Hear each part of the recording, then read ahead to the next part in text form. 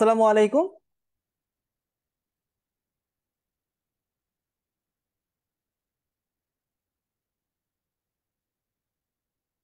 আসসালামু আলাইকুম, আশা করি তোমরা সবাই অনেক বেশি ভালো আছো। 10 মিনিট স্কুলের আরো একটি অনলাইন ক্লাসে তোমাদের সবাইকে স্বাগতম।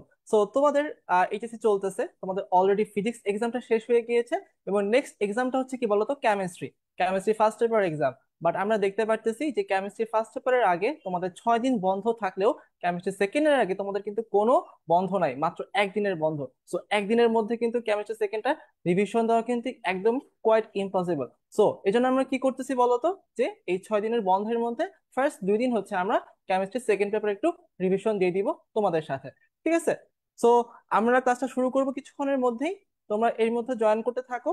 আর তোমরা জানাও যে তোমাদের কেমন হচ্ছে এক্সামটা, ফিজিক্স এক্সামটা কেমন হয়েছে, অথবা এর আগের এক্সাম গুলো কেমন হয়েছে কিন্তু জানাতে পারো। আমরা হচ্ছে 2-1 মিনিটের মধ্যে হচ্ছে ক্লাসটা শুরু করে ফেলবো। ঠিক আছে। আমি দেখতে পাচ্ছি কমেন্টে তোমরা হচ্ছে অনেকে সালাম দিচ্ছ। ওয়ালাইকুম সালাম তোমাদের সবাইকে ভাইয়া।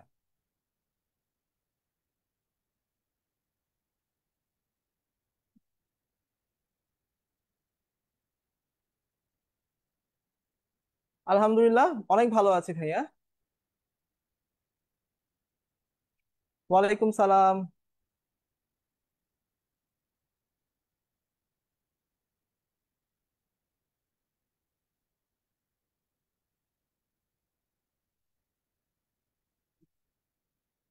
ওয়ালাইকুম সালাম সবাইকে ভাইয়া।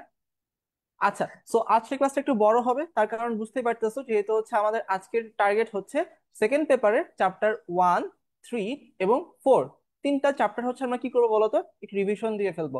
ইম্পর্টেন্ট যে সিকিউ গুলা বা ইম্পর্টেন্ট যে টপিক গুলা তোমার প্রতি বছরই বোর্ডে রিপিট হয়, সেই প্রশ্নগুলো মূলত আমরা কি করবো বলতো আজকে দেখবো। ঠিক আছে। আমরা দেরি না করে শুরু করে দিই। প্রথমে আমাদের আছে কি বলতো, অধ্যায় 1, পরিবেশ রসায়ন। পরিবেশ রসায়ন। সো এই চ্যাপ্টারের জন্য ইম্পর্টেন্ট এবং ঘতে আসার মতো যেই টাইপগুলো বেশি ইম্পর্টেন্ট সেগুলো ফার্স্টে হচ্ছে আমরা দেখবো। ঠিক আছে। যেমন টপিক 1, গ্যাস, গ্যাসের সূত্রসমূহ। গ্যাস সূত্রসমূহের মধ্যে কি কি আছে বলতো? বয়েলের সূত্র, চার্লসের সূত্র, বয়েল এবং চার্লসের সমন্বয় সূত্র, এবং কি বলতো তোমার হচ্ছে গেলিসকের সূত্র। এগুলো কিন্তু খুব ইম্পর্টেন্ট, খুব ইম্পর্টেন্ট কিছু ফর্মুলা। দেখতে পাচ্ছ এখানে তোমার প্রায় 39 বারের মতো হচ্ছে কি বলতো এখানে বোর্ডে প্রশ্ন চলে আসছে। এখান থেকে তোমার 39 বার বোর্ডে প্রশ্ন চলে আসছে। ঠিক আছে। তারপর যদি দেখি আমরা গ্রাহামের ব্যাপন সূত্র, তারপর তোমার হচ্ছে আদর্শ গ্যাস সমীকরণের ব্যবহার, তারপর ডাল্টনের আংশিক চাপ সূত্র। এটা কিন্তু খুব ইম্পর্টেন্ট একটা টপিক। এরপর গ্যাসের গতিতত্ত্ব, এটা আছে, গতিশক্তি, আরএমএস বেগ। বেসিক্যালি এই টপিক গুলো থেকে প্রতি বছরই কিন্তু তোমার হচ্ছে এবং ঘতে প্রশ্ন আসে। এবং ঘতে প্রশ্ন আসে। তোমার যদি হচ্ছে বোর্ডে অ্যান্সার করতে চাও সিকিউ এই চ্যাপ্টার থেকে, পরিবেশ রসায়ন থেকে, তাহলে কি করতে হবে বলতো, এই টপিক গুলাতে যেতে হবে এবং এই টপিক গুলা রিলেটেড যে বোর্ড প্রশ্নগুলো আছে সেগুলো সলভ করতে হবে। আশা করা যায় যদি বোর্ড প্রশ্নগুলো সলভ করো তাহলে তোমাদের হচ্ছে কমন পড়ে যাবে ইনশাল্লাহ। ঠিক আছে। তারপর তোমাদের আছে হচ্ছে আদর্শ আচরণ থেকে বাস্তব গ্যাসের বিচ্যুতি, এটা আছে। তারপর বাস্তব গ্যাসের বিচ্যুতি কারণ এবং ভ্যান ডার ওয়ালস সমীকরণ। দেখো বোর্ডে কিন্তু এই টপিক গুলা বারবার আসছে, সিকিউ এর জন্য, এমসিকিউ এর জন্য। যদি এর মধ্যে সবচেয়ে ইম্পর্টেন্ট টপিকের কথা বলি আমি, ফার্স্ট অফ অল সবচেয়ে বেশি ইম্পর্টেন্ট টপিক তোমার নোট ডাউন করতে পারো। সবচেয়ে বেশি ইম্পর্টেন্ট টপিক হচ্ছে গ্যাস সূত্র সমূহ। বয়েলের সূত্র, চার্লসের সূত্র, তারপর গেলুসেকের সূত্র। এখান থেকে কিন্তু প্রতি বছরই বোর্ডে প্রশ্ন আসে। তারপরে ইম্পর্টেন্ট টপিক গুলো হচ্ছে গ্রাহামের ব্যাপন সূত্র, গ্রাহামের ব্যাপন সূত্র, তারপর হচ্ছে তোমার আংশিক চাপের সূত্রটা, তারপর আরএমএস বেগ। ঠিক আছে। সিকিউ এর জন্য হচ্ছে মূলত এই টপিকগুলো ইম্পর্টেন্ট, সিকিউ এর জন্য মূলত এই টপিকগুলো হচ্ছে ইম্পর্টেন্ট। এছাড়া লাস্টের দিকে দেখতে পারতেছো না তোমাদের হচ্ছে আহ অম্ল ক্ষার তত্ত্ব, ব্রনস্টেড, লাউরি তত্ত্ব, লুইস তত্ত্ব। এগুলো থেকে কিন্তু তোমাদের এমসিকিউ যেমন আসে, ঠিক সেম ভাবে তোমার খতে অনুধাবনমূলক প্রশ্ন এখান থেকে আসে। বুঝতে পারছো? তাহলে কিন্তু হচ্ছে আহ ফার্স্ট চ্যাপ্টার পরিবেশ রসায়ন থেকে যদি হচ্ছে তোমরা সিকিউ সলভ করতে চাও বা বোর্ডে লিখতে চাও, তাহলে কি কি পড়া লাগবে বললো তো?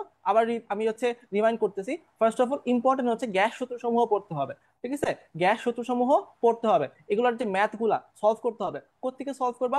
টেস্ট পেপার থেকে সলভ করবা। তারপর আজকে কিন্তু হচ্ছে আমরা কি করবো বলতো, বোর্ড প্রশ্ন সলভ করব, বা বোর্ডে এই টপিক গুলো থেকে যে প্রশ্নগুলো আছে সেগুলো আমরা সলভ করব।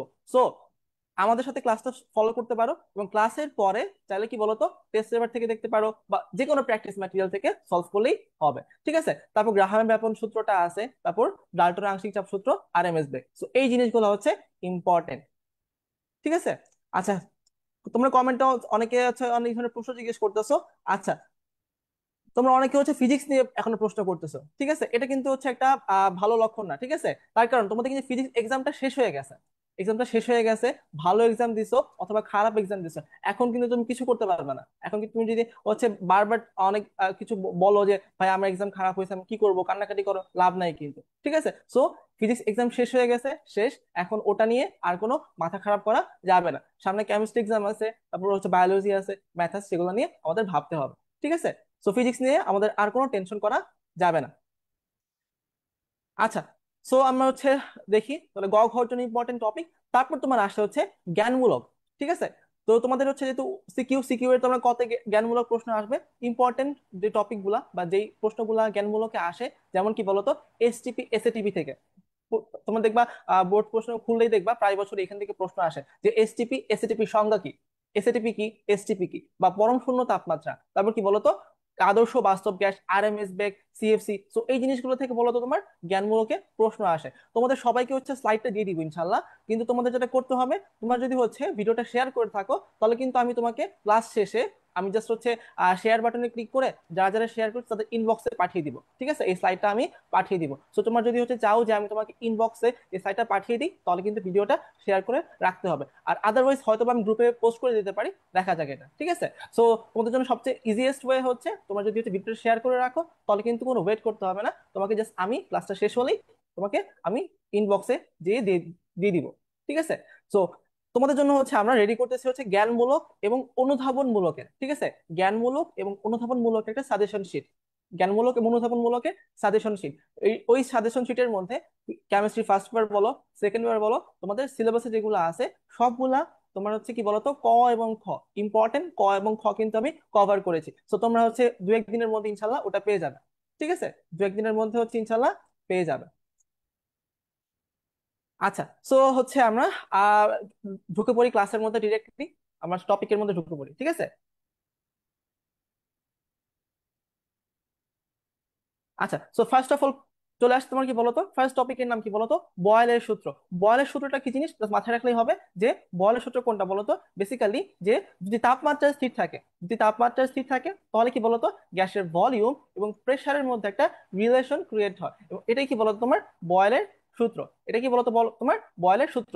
তো বয়েলের সূত্র থেকে তোমার কিন্তু হচ্ছে ইম্পর্টেন্ট কি, ইম্পর্টেন্ট ফর্মুলা মাথায় রাখতে হবে অবশ্যই। তো যদি P proportional to V proportional to 1/p হয়, তো সেখান থেকে আমরা কি পাই বলতো, যে V is equal to K into 1/p। তো সেখান থেকে আমরা কি পাই, PV is equal to constant, PV is equal to কি বলতো কনস্ট্যান্ট। সো এইখান থেকে কিন্তু অনেকগুলো ম্যাথ আসে বোর্ডের মধ্যে, তোমাদের হচ্ছে ম্যাথ আসে, তোমার কলেজেও দেখছো এখানে তোমার হচ্ছে ম্যাথ আসে। এছাড়া এমসিকিউ এর জন্য তোমার কিছু হচ্ছে পড়া লাগবে, হচ্ছে কিছু গ্রাফ দেখা লাগবে, ঠিক আছে, কিছু গ্রাফ দেখা লাগবে। তারপর তোমাকে প্রশ্ন আসতে পারে যে কোনটা ভি বনাম পি গ্রাফ, কোনটা ভি বনাম পি গ্রাফ, অথবা কোনটা ভি বনাম 1/p গ্রাফ, অথবা তোমার আসতে পারে যে কোনটা পিভি বনাম পি গ্রাফ। সো এই গ্রাফগুলো একটু ভালোভাবে বুঝতে হবে এবং কেন আসছে সেটা কি তো আমাদের হচ্ছে জানতে হবে। আদারওয়াইজ কিন্তু হচ্ছে আমরা জিনিসটা অ্যান্সার করতে পারবো না। এটা বেসিক্যালি এমসিকিউ এর জন্য ইম্পর্টেন্ট, বাট তোমার কনসেপ্ট ক্লিয়ারিং এর জন্য কিন্তু তোমাদের সিকিউ এর জন্য জিনিসটা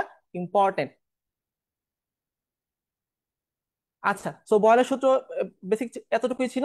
এখন আমরা দেখি যে একটা সিকিউ সলভ করি। সিকিউ এর মধ্যে গতে প্রশ্ন আসছে যে উদ্দীপক থেকে এক্স এর মান নির্ণয় করো। উদ্দীপক থেকে কি করতে হবে বলতো, তোমাকে এক্স এর ভ্যালুটা বের করতে বলছে। এই গ্রাফটা কিসের বলতো, আয়তন, ভলিউম বনাম প্রেসারের গ্রাফ, ভলিউম বনাম প্রেসারের গ্রাফ। তো দেখতে পারতেছি, ছবি দেখে বুঝতে পারতেছি এটা কিসের বলতো, তোমার বয়েলের সূত্র অনুসরণ করতেছে। তার কারণ এখানে কি বলতো, তোমার তাপমাত্রা স্থির আছে, এখানে তোমার কি বলতো তাপমাত্রাটা স্থির আছে। তো তোমাকে এখান থেকে বলছে এক্স এর মান নির্ণয় করতে, কি বলছে বলতো তোমাকে এখানে এক্স এর মান নির্ণয় করতে বলছে। সো আমরা দেখি এখানে এক্স এর মান কিভাবে পেতে পারি আমরা। এক্স কি বলতো তোমার, এক্স কি তোমার প্রেসার না, এক্স তোমার কি বলতো প্রেসার। যখন তোমার আয়তন 100 সেন্টিমিটার কিউব, যখন আয়তন হচ্ছে 100 সেন্টিমিটার কিউব, তখন ওই গ্যাসটার প্রেসারের ভ্যালু এক্স হবে। সো আমরা দেখছি অলরেডি যে বয়েলের সূত্র অনুসারে তোমার কি কনস্ট্যান্ট থাকে বলতো, যে P1 V1 is equal to P2 V2, P1 V1 is equal to P2 V2। যদি দেখি আমরা এখানে প্রেসার কত বলতো, ফার্স্টে তোমার প্রেসার ছিল হচ্ছে 2 atm, দুই এটিএম, যখন দুই এটিএম প্রেসার তখন ভলিউম কত বলতো? 50 সেন্টিমিটার কিউব না? 50 সেন্টিমিটার কিউব। আর যখন প্রেসার এক্স, তখন আর ভলিউম কত বলতো? 100। So 2 × 50 = x × 100। তো এখান থেকে আমরা কি পাই বলতো? এক্স এর ভ্যালুটা পেয়ে যাবো, ঠিক আছে। এবং এখানে এক্স এর ভ্যালু কি আসবে বলতো? 1 ATM। এক্স এর ভ্যালু কি আসবে বলতো? 1 ATM। সবাই কি বুঝতে পারছো ম্যাথটা? সবাই কি ম্যাথটা বুঝতে পারছো? আমাকে কমেন্টে জানাও। আর তোমরা যখন সিকিউ একটা সলভ করবো, তোমাদের কাজ হচ্ছে আমার আগে তোমরা সিকিউটা সলভ করবা এবং সলভ করে আমাকে অ্যান্সারটা কমেন্ট বক্সে দিবা, ঠিক আছে। তার কারণ তোমাদের হচ্ছে কি রিভিশন ক্লাস, তোমরা কিন্তু হচ্ছে আমাদের শিখতেছো না, আজকে কিন্তু শেখার জন্য আসো নাই। আজকে বেসিক্যালি যে সবচেয়ে ইম্পর্টেন্ট টপিক গুলা সেটা খালি আমার কাছ থেকে একটু জেনে নিবা, ঠিক আছে, এবং আমার সাথে রিভিশন দিয়ে ফেলবা। সো যখন প্রশ্ন দেখাবো, ফার্স্ট অফ অল তোমার নিজেরা ট্রাই করবা করার জন্য। যদি করতে পারো কমেন্ট বক্সে দিবা, আর যদি করতে না পারো সেটাও জানাবা, আমি তোমাদের করে দিব, ঠিক আছে। আচ্ছা, তো সিকিউ 1 সলভ। যাচ্ছি পরেরটাতে। আচ্ছা, সো এখানে কি বলছে? একটি গ্যাসের 0 ডিগ্রি সেলসিয়াস তাপমাত্রায় বিভিন্ন অবস্থায় চাপ এবং আয়তন হচ্ছে নিম্নরূপ। তোমাকে চাপ এবং আয়তনের একটা টেবিল দেওয়া আছে, এবং এখানে বলা হয়েছে যে উদ্দীপকের উল্লেখিত গ্যাসটি গ্যাসের কোন সূত্রকে সমর্থন করবে, গাণিতিক যুক্তি সহ বিশ্লেষণ করো। সবাই লিখো, কোন সূত্র ইয়াটা সমর্থন করবে, সবাই লিখে ফেলো, ঠিক আছে। মিনওয়েল আমরা দেখি, সলভ করার ট্রাই করি, ঠিক আছে। সো দেখো, খেয়াল করো, মোস্ট ইম্পর্টেন্ট ইনফরমেশন দেওয়া আছে এই জায়গাটাতে। তাপমাত্রা কি বলেছে বলতো? এখানে 0 ডিগ্রি সেলসিয়াস কিন্তু ফিক্স করে দিয়েছে। অর্থাৎ এখানে কি বলতো তোমার তাপমাত্রা ফিক্স। এখানে তোমার কি বলতো? তাপমাত্রা ফিক্স। আর আমরা কি জানি, যদি তাপমাত্রা ফিক্স থাকে, এবং তোমার কি বলতো প্রেসার এবং ভলিউম চেঞ্জ হচ্ছে, এটা কোন ফর্মুলা? এবং আমরা জানি এটা কি বলতো তোমার বয়েলের সূত্র। বয়েলের সূত্র। এখন আমরা জানলেই তো হবে না, এটা কি ম্যাথমেটিক্যালি প্রুফ করতে হবে না? এখানে তো ডাটা দেওয়া আছে, সেই ডাটা থেকে তোমাকে এটা প্রুফ করতে হবে। প্রুফ না করলে কিন্তু তোমার হচ্ছে হবে না। তো কেমনে প্রুফ করবো বলো তো? এখন দেখি আমরা, যদি দেখি আমরা 0 ডিগ্রি সেলসিয়াস তাপমাত্রায়, ঠিক আছে।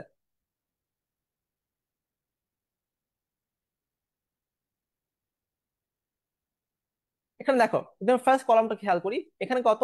প্রেসার হচ্ছে 0.35 এবং আয়তন হচ্ছে 3.80। তো সেখানে P1 V1 এর ভ্যালু কত? খেয়াল করো তো, 0.35 ইন্টু 3.80, 3.80, এটার ভ্যালু কত বলো তো? 0.35 ইন্টু 3.80, এবং এইটার ভ্যালু হচ্ছে 1.33 এর সমান। 1.33 এর সমান। সেকেন্ড রো থেকে কি পাচ্ছি বলতো? P2 V2, এটার ভ্যালু কত? এটার ভ্যালু হচ্ছে 0.5 ইন্টু 2.66, 2.66।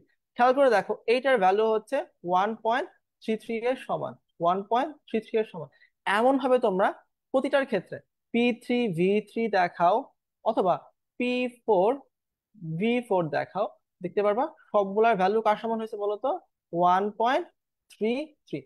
অর্থাৎ, আর আমরা কি জানি বলতো? বয়েলের সূত্র অনুসারে কি বলতো, P1 V1 এর ভ্যালু অলওয়েজ কি থাকে বলতো তোমার? কনস্ট্যান্ট থাকে। এখানে কনস্ট্যান্ট আছে না? সো ইট প্রুভস দ্যাট এই গ্যাসটা তোমার বয়েলের সূত্র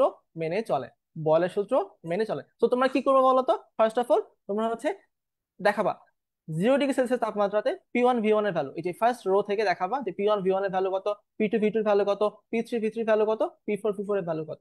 সবগুলো ভ্যালু কি সমান হচ্ছে, সুতরাং এটা কি বলতো বয়েলের সূত্র অনুসরণ করব, ঠিক আছে। যাচ্ছি পরেরটাতে, ঠিক আছে। সো এর পরের প্রশ্নটা কি বলছে? একটা গ্রাফ দিয়েছে, গ্রাফটা কি বলছে বলতো? ভি বনাম 1/P, ভি বনাম 1/P। সো তোমাদের বলছিলাম, শুরুতেই বলছিলাম যে এই বয়েলের ফর্মুলার ক্ষেত্রে এই গ্রাফগুলো খুব বেশি ইম্পর্টেন্ট। তিনটা গ্রাফ দেখাইছিলাম, একটু আবার রিমাইন্ড করে দেখাচ্ছি। তিনটা গ্রাফ, একটা কি বলতো তোমার পি বনাম ভি গ্রাফ, একটা কি পি বনাম ভি গ্রাফ, একটা ভি বনাম 1/P গ্রাফ, এবং আরেকটা কি বলতো পিভি বনাম পি গ্রাফ। গ্রাফ তিনটা খেয়াল করছো? একটার মধ্যে তোমার V is inversely proportional to P, আরেকটার মধ্যে V is proportional to 1/P, আরেকটাতে কি বলতো পিভি আর পি, পি গ্রাফের মধ্যে পিভি লাইনটা কনস্ট্যান্ট হবে। সো ছবি দেখে বলো তো, ছবি দেখে বলো, এইটা কিন্তু বয়লের সূত্র অনুসারে অনুসরণ করতেছে না? এই গ্রাফটাকে অনুসরণ করতেছে না? ঠিক আছে। সো এটা কিন্তু তোমার হচ্ছে বয়লের সূত্রটাই অনুসরণ করতেছে। সো প্রশ্নটা হচ্ছে গ্যাস সিলিন্ডারের নিরাপত্তা বিধানে নিম্ন লেখচিত্র 2 নং সমর্থিত সূত্র কিভাবে ভূমিকা রাখে? সো আমরা কি জানি বলতো? তোমার বয়েলের সূত্র অনুসারে আমরা জানি, সরি, হ্যাঁ, বয়েলের সূত্র অনুসারে আমরা জানি যে P1 V1 is equal two P2 V2, P2 V2, অর্থাৎ গ্যাসের প্রেসার এবং ভলিউম হচ্ছে ইনভার্সলি প্রপোর্শনাল। তার মানে যত বেশি প্রেসার বাড়বে, যত বেশি প্রেসার তত কি হবে তোমার বলতো? ভলিউমটা তত বেশি কমবে। প্রেসার যত বাড়বে তোমার কি ভলিউম তত বেশি কমবে। সো যখন সিলিন্ডারের ক্ষেত্রে একটা কি থাকে বলতো? ক্যাপাসিটি থাকে না, যে ম্যাক্সিমাম এত চাপ সে সহ্য করতে পারে। মনে করো তোমার হচ্ছে 10 ATM সে ম্যাক্সিমাম চাপ সহ্য করতে পারে। সো মনে করো এটা হচ্ছে এই সিলিন্ডারটার ম্যাক্সিমাম ক্যাপাসিটি। সো আমি যদি তোমার ভলিউম কমাতে কমাতে আমি যদি হচ্ছে প্রেসার বাড়াতে থাকি, তাহলে এমন অবস্থা যদি হয় যে তোমার সিলিন্ডারটার ভেতরের প্রেসার 10 ATM এর বেশি হয়ে গেছে, তখন সিলিন্ডারটা টিকবে বলতো? সিলিন্ডার কিন্তু তখন আর টিকবে না, সিলিন্ডারটা ফেটে যাবে বা বিস্ফোরিত হয়ে যাবে। সো এজন্য কি লিখতে পারি বলতো? গ্যাস সিলিন্ডারের নিরাপত্তা বিধানে তোমার 2 নং সমর্থিত সূত্র বা বয়লের সূত্রটা খুব ইম্পর্টেন্ট একটা ভূমিকা রাখে।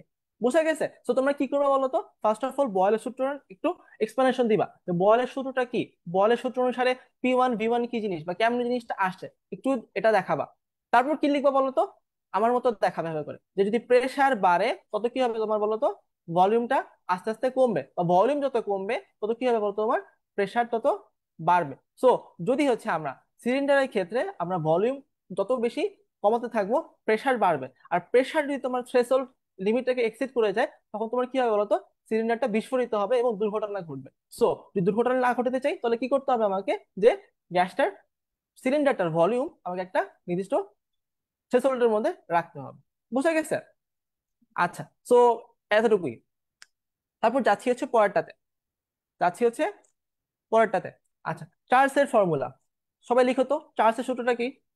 সবাই কমেন্টে লিখো, চার্লসের সূত্রটা কি? আমাকে একটু লিখে জানাও। চার্লসের সূত্রটা কি সবাই হচ্ছে আমাকে একটু জানাও কমেন্টে।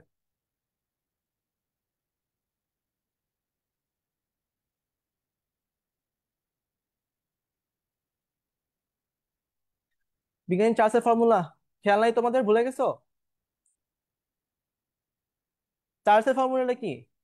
যখন প্রেসার ফিক্স থাকবে, যখন নির্দিষ্ট প্রেসারে বা নির্দিষ্ট চাপে গ্যাসের ভলিউম এবং তাপমাত্রার মধ্যে একটা সম্পর্ক আছে, একটা সম্পর্ক আছে। এবং সম্পর্কটা কি বলতো? সম্পর্কটা হচ্ছে তোমার V is proportional to T, V is proportional to T. So একই বয়েলের মতো তোমার কি বলতো? এখানেও তোমার গ্রাফ আছে, কতগুলো ইম্পর্টেন্ট গ্রাফ আছে। তো গ্রাফগুলো কিরকম হইতে পারে? তোমার একটা হইতে পারে ভি বনাম টি গ্রাফ, ভি বনাম টি গ্রাফ। এবং এই গ্রাফটা কি হবে বলতো? এই গ্রাফটা হচ্ছে তোমার কি বলতো? একদম প্রপোর্শনাল হবে। প্রপোর্শনাল মানে কি? একটা সরল রেখা হবে, একটা সরল রেখা হবে। তো এখানে তোমার আরেকটা এমসিকিউ তে ইম্পর্টেন্ট প্রশ্ন আসে যে ভি বনাম টি গ্রাফে, ভি বনাম টি গ্রাফ যদি আমি আঁকলাম, এটা মনে করো ভি বনাম টি গ্রাফ, এটা মনে করো প্রেসার P1, এটা হচ্ছে মনে করো প্রেসার P1, এটা প্রেসার P2, আর এটা মনে করো প্রেসার P3। তো প্রশ্ন করতে পারে এখানে P1 P2 এবং P3 এর মধ্যে কোন প্রেসারটা বেশি আর কোন প্রেসারটা কম। ঠিক আছে? তো এমসিকিউ তে যখন হচ্ছে আমরা ফাইনাল এফআরএল এ যাব, তখন কিন্তু এই ধরনের প্রশ্ন আমরা সলভ করব। আপাতত যেহেতু হচ্ছে সিকিউ আছে, ফোকাস করতেছি, সো আমরা হচ্ছে এটা সলভ করবো না। বাট তোমাদের কিন্তু জানা লাগবে, তোমরা কিন্তু জানা উচিত যে কিভাবে করে হচ্ছে এখান থেকে P1 P2 এবং P3 এর মধ্যে রিলেশনটা বের করতে হবে। ঠিক আছে? তো চার্লসের ফর্মুলা হচ্ছে এটা। তো চলে যাই এটার ম্যাথের মধ্যে, এটার ম্যাথের মধ্যে হচ্ছে আমরা চলে যাই। তো প্রশ্ন কি বলছে? উদ্দীপকের 1 নং লেখচিত্র গ্যাসের কোন সূত্রকে সমর্থন করে প্রমাণ করে দেখাও। একটু আগে আমরা প্রমাণ করছিলাম না যে বয়েলের সূত্র অনুসরণ করে? ঠিক সেম ভাবে এটার ক্ষেত্রে প্রমাণ করতে হবে কি বলো তোমার? যে এটা হচ্ছে চার্লসের সূত্রকে সমর্থন করে। কেমনে করে দেখাবা? আগেরটার মতোই, ঠিক আছে? আগেরটার মধ্যে তো টেবিলে দেওয়া ছিল, আর এটার মধ্যে গ্রাফে দেওয়া আছে, এতটুকুই পার্থক্য। আগেরটার মধ্যে টেবিলে দেওয়া ছিল, আর এখানে গ্রাফে দেওয়া আছে। তো ছবি থেকে কি দেখতে পারতেছি বলো তো আমাকে? ছবি থেকে আমরা দেখতে পারতেছি যে এইটা কি বলতো? তোমার ভলিউম, ভলিউম বনাম টেম্পারেচার, ভলিউম বনাম টেম্পারেচার গ্রাফ। এবং এই গ্রাফটার মধ্যে কি বলতো? একটা তোমার মূল বিন্দুগামী সরলরেখা দেখতে পারতেছি। তার মানে এটা কি বলতো? তোমার আমরা জানি কি যে তোমার যদি টি প্রপোর্শনাল টু ভি হয়, তাহলে সেটা কি বলতো? চার্লসের সূত্র। তাহলে সেটা কি বলতো? তোমার বিজ্ঞানী চার্লসের সূত্র। এখন তুমি এটা প্রুফ করবা কেমনে? চার্লসের সূত্র প্রুফ করবা কেমনে? আগের মতোই, যদি ভি প্রপোর্শনাল টু টি হয়, আমাকে বলো তো, যদি ভি প্রপোর্শনাল টু টি হয় তাহলে কি V is equal to KT হয় না? V is equal to KT, তার মানে কি V by T, V by T is equal to কি বলতো, একটা কনস্ট্যান্ট হবে না? ভি বাই টি একটা কি হবে, কনস্ট্যান্ট।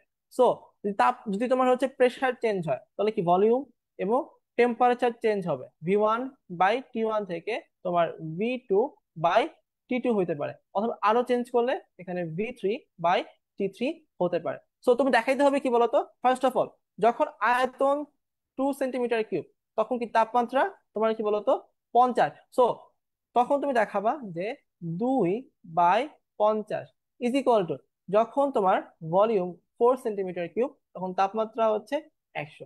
সো এভাবে করে দেখাইতে হবে যে 4/100। বাকিগুলো আমরা করে দেখাইতে হবে। আর আমরা দেখতে পাচ্ছি কি বলতো, সবগুলোর ক্ষেত্রে কি রেশিও কি সেম না? রেশিও সেম মানে কি কে মানে কি কনস্ট্যান্ট না? যদি কনস্ট্যান্ট হয় তাহলে কি এটা তোমার চার্লসের ফর্মুলাটাকে অনুসরণ করতেছে। চার্লসের ফর্মুলাটা কি করতেছে বলতো, তোমার এখানে অনুসরণ করতেছে। বুঝে গেছে? সবাই জানাও, সবাই বুঝতে পারতেছো কিনা আমাকে জানাও, ঠিক আছে? সবাই বুঝতে পারতেছো কিনা আমাকে হচ্ছে কমেন্টে জানাও। আচ্ছা, ঠিক আছে, তাহলে নেক্সট টপিক কি বলতো, তোমার বয়েল এবং চার্লসের সমন্বয় সূত্র। বয়েল এবং চার্লসের সমন্বয় সূত্র। তো এতক্ষণ আমরা দেখছি কি বয়েলের সূত্রটা কি, V is proportional to 1/p। আর চার্লসে কি দেখছি, V is proportional to T. এই দুইটা থেকে যদি আমি দেখি V is proportional to T by P, এবং এটাই কি বলতো তোমার হচ্ছে বয়েল এবং চার্লসের সমন্বয় সূত্র। তো এখান থেকে আমরা কি দেখি বলতো, যদি আমি প্রপোর্শনালটা উঠাই দেই তাহলে কি হবে, V is equal to K into T by P. আর এখান থেকে এক লাইন যদি আমরা আগে যাই তো PV by T is equal to constant. তো বেসিক্যালি এটাই কি বলতো, বয়েল এবং চার্লসের সমন্বয় সূত্র থেকে আসছে। বয়েল এবং চার্লসের সমন্বয় সূত্র থেকে আসছে। আচ্ছা, তারপর আমরা যাচ্ছি হচ্ছে গে লুসাকের সূত্র। বিজ্ঞানী গে লুসাকের সূত্র। তোমরা হচ্ছে কমেন্টে লিখো, তোমরা কিন্তু কমেন্টে লিখতেছো না। তোমরা, তুমি প্রশ্ন করছিলাম আগে, তুমি সেটা লিখতেছো না। এখন লিখো গে লুসাকের সূত্র কোনটা। ঠিক আছে, হ্যাঁ, নাইস। পুষ্পিতা ঘোষ অ্যান্সার লিখছো, যে সমন্বয় সূত্রটা লিখছো। এখন তোমরা হচ্ছে গেলুসকের সূত্রটা লিখো সবাই। বলো, গেলুসকের ফর্মুলার মধ্যে কি বলা হয়েছে, যে যদি ভলিউম ফিক্স থাকে, যদি ভলিউম ফিক্স থাকে তাহলে গ্যাসের প্রেসার এবং গ্যাসের টেম্পারেচারের মধ্যে একটা রিলেশন আছে। রিলেশনটা কি, P is proportional to T. P is proportional to T, অর্থাৎ গ্যাসের চাপ তোমার তাপমাত্রার সমানুপাতিক। তাপমাত্রা তো বাড়াবা, প্রেসার তো বাড়বে, যদি তোমার কি বলতো ভলিউমটা ফিক্স থাকে, যদি তোমার ভলিউমটা ফিক্স থাকে। বুঝা গেছে? তো তার মানে কি, এখান থেকে আমরা কি পাই যে P1/P2 is equal two P1/P2। Again এটারও তোমার গ্রাফ আমি আর যদি আঁকি, যে গ্রাফটা কেমন হবে, এখানে যদি P/T গ্রাফ, একটা তোমার কি মূল বিন্দুগামী সরলরেখা পাবো, মূল বিন্দুগামী সরলরেখা পাবো। আর যদি হচ্ছে আমি P/T গ্রাফে বিভিন্ন ভলিউমের জন্য, মনে করি এটা ভি 1 এর জন্য, এটা ভি 2 এর জন্য, এটা ভি 3 এর জন্য, ভি 1, ভি 2, ভি 3, আমরা কম্পারিজন করতে পারবো যে এখানে তিনটা ভলিউমের মধ্যে তোমার কোন ভলিউমটা বেশি, কোন ভলিউমটা কম। বুঝা গেছে? আচ্ছা, তাহলে আমরা সলভ করি, ম্যাথ সলভ করি। আমরা কি বলতে বলো তো, উদ্দীপকের লেখচিত্রগুলো বিশ্লেষণ করে প্রাপ্ত সূত্রদ্বয়ের তুলনা করো। উদ্দীপকের লেখচিত্রগুলো বিশ্লেষণ করে প্রাপ্ত সূত্রদ্বয়ের তুলনা করো। ঠিক আছে। So first of all, first এই যে দেখতে পাচ্ছি এই গ্রাফটা, এই গ্রাফটা কিন্তু আমরা অলরেডি দেখে ফেলছি, তাই না? শুরুতে দেখে ফেলছি না আমরা, বয়েলের সূত্র দেখে ফেলছি না আমরা, বয়েলের সূত্রের মধ্যে কিন্তু দেখে ফেলছি। তার মানে কি চিত্র 1 কোনটা ডিনোট করে বলো তো, বয়েলের সূত্র, বয়েলের সূত্র। আর এই যে গ্রাফটা, এই গ্রাফটা কিসের বলো তো, তোমার pressure versus temperature. Pressure versus temperature যখন কি বলতো তোমার ভলিউমটা কনস্ট্যান্ট আছে, তাহলে এটা কোন সূত্র, এটা তোমার তোমার হচ্ছে গে লুসাকের সূত্র। গে লুসাকের সূত্র, গে লুসাকের সূত্র। তাহলে তোমাকে কি করতে হবে বলতো, তোমাকে এই দুইটার মধ্যে কম্পারিজন করতে হবে, বয়েলের সূত্র ভার্সেস গেলুসাকের সূত্র। তুমি কি কম্পারিজন করতে পারো বলো তো? আমরা জানি কি যে বয়েলের সূত্রের মধ্যে V is inversely proportional to P, যখন কি বলতো তোমার তাপমাত্রা ফিক্স থাকে। আর গেলুসেকের সূত্রের মধ্যে কি বলতো তোমার ভলিউমটা ফিক্স থাকে।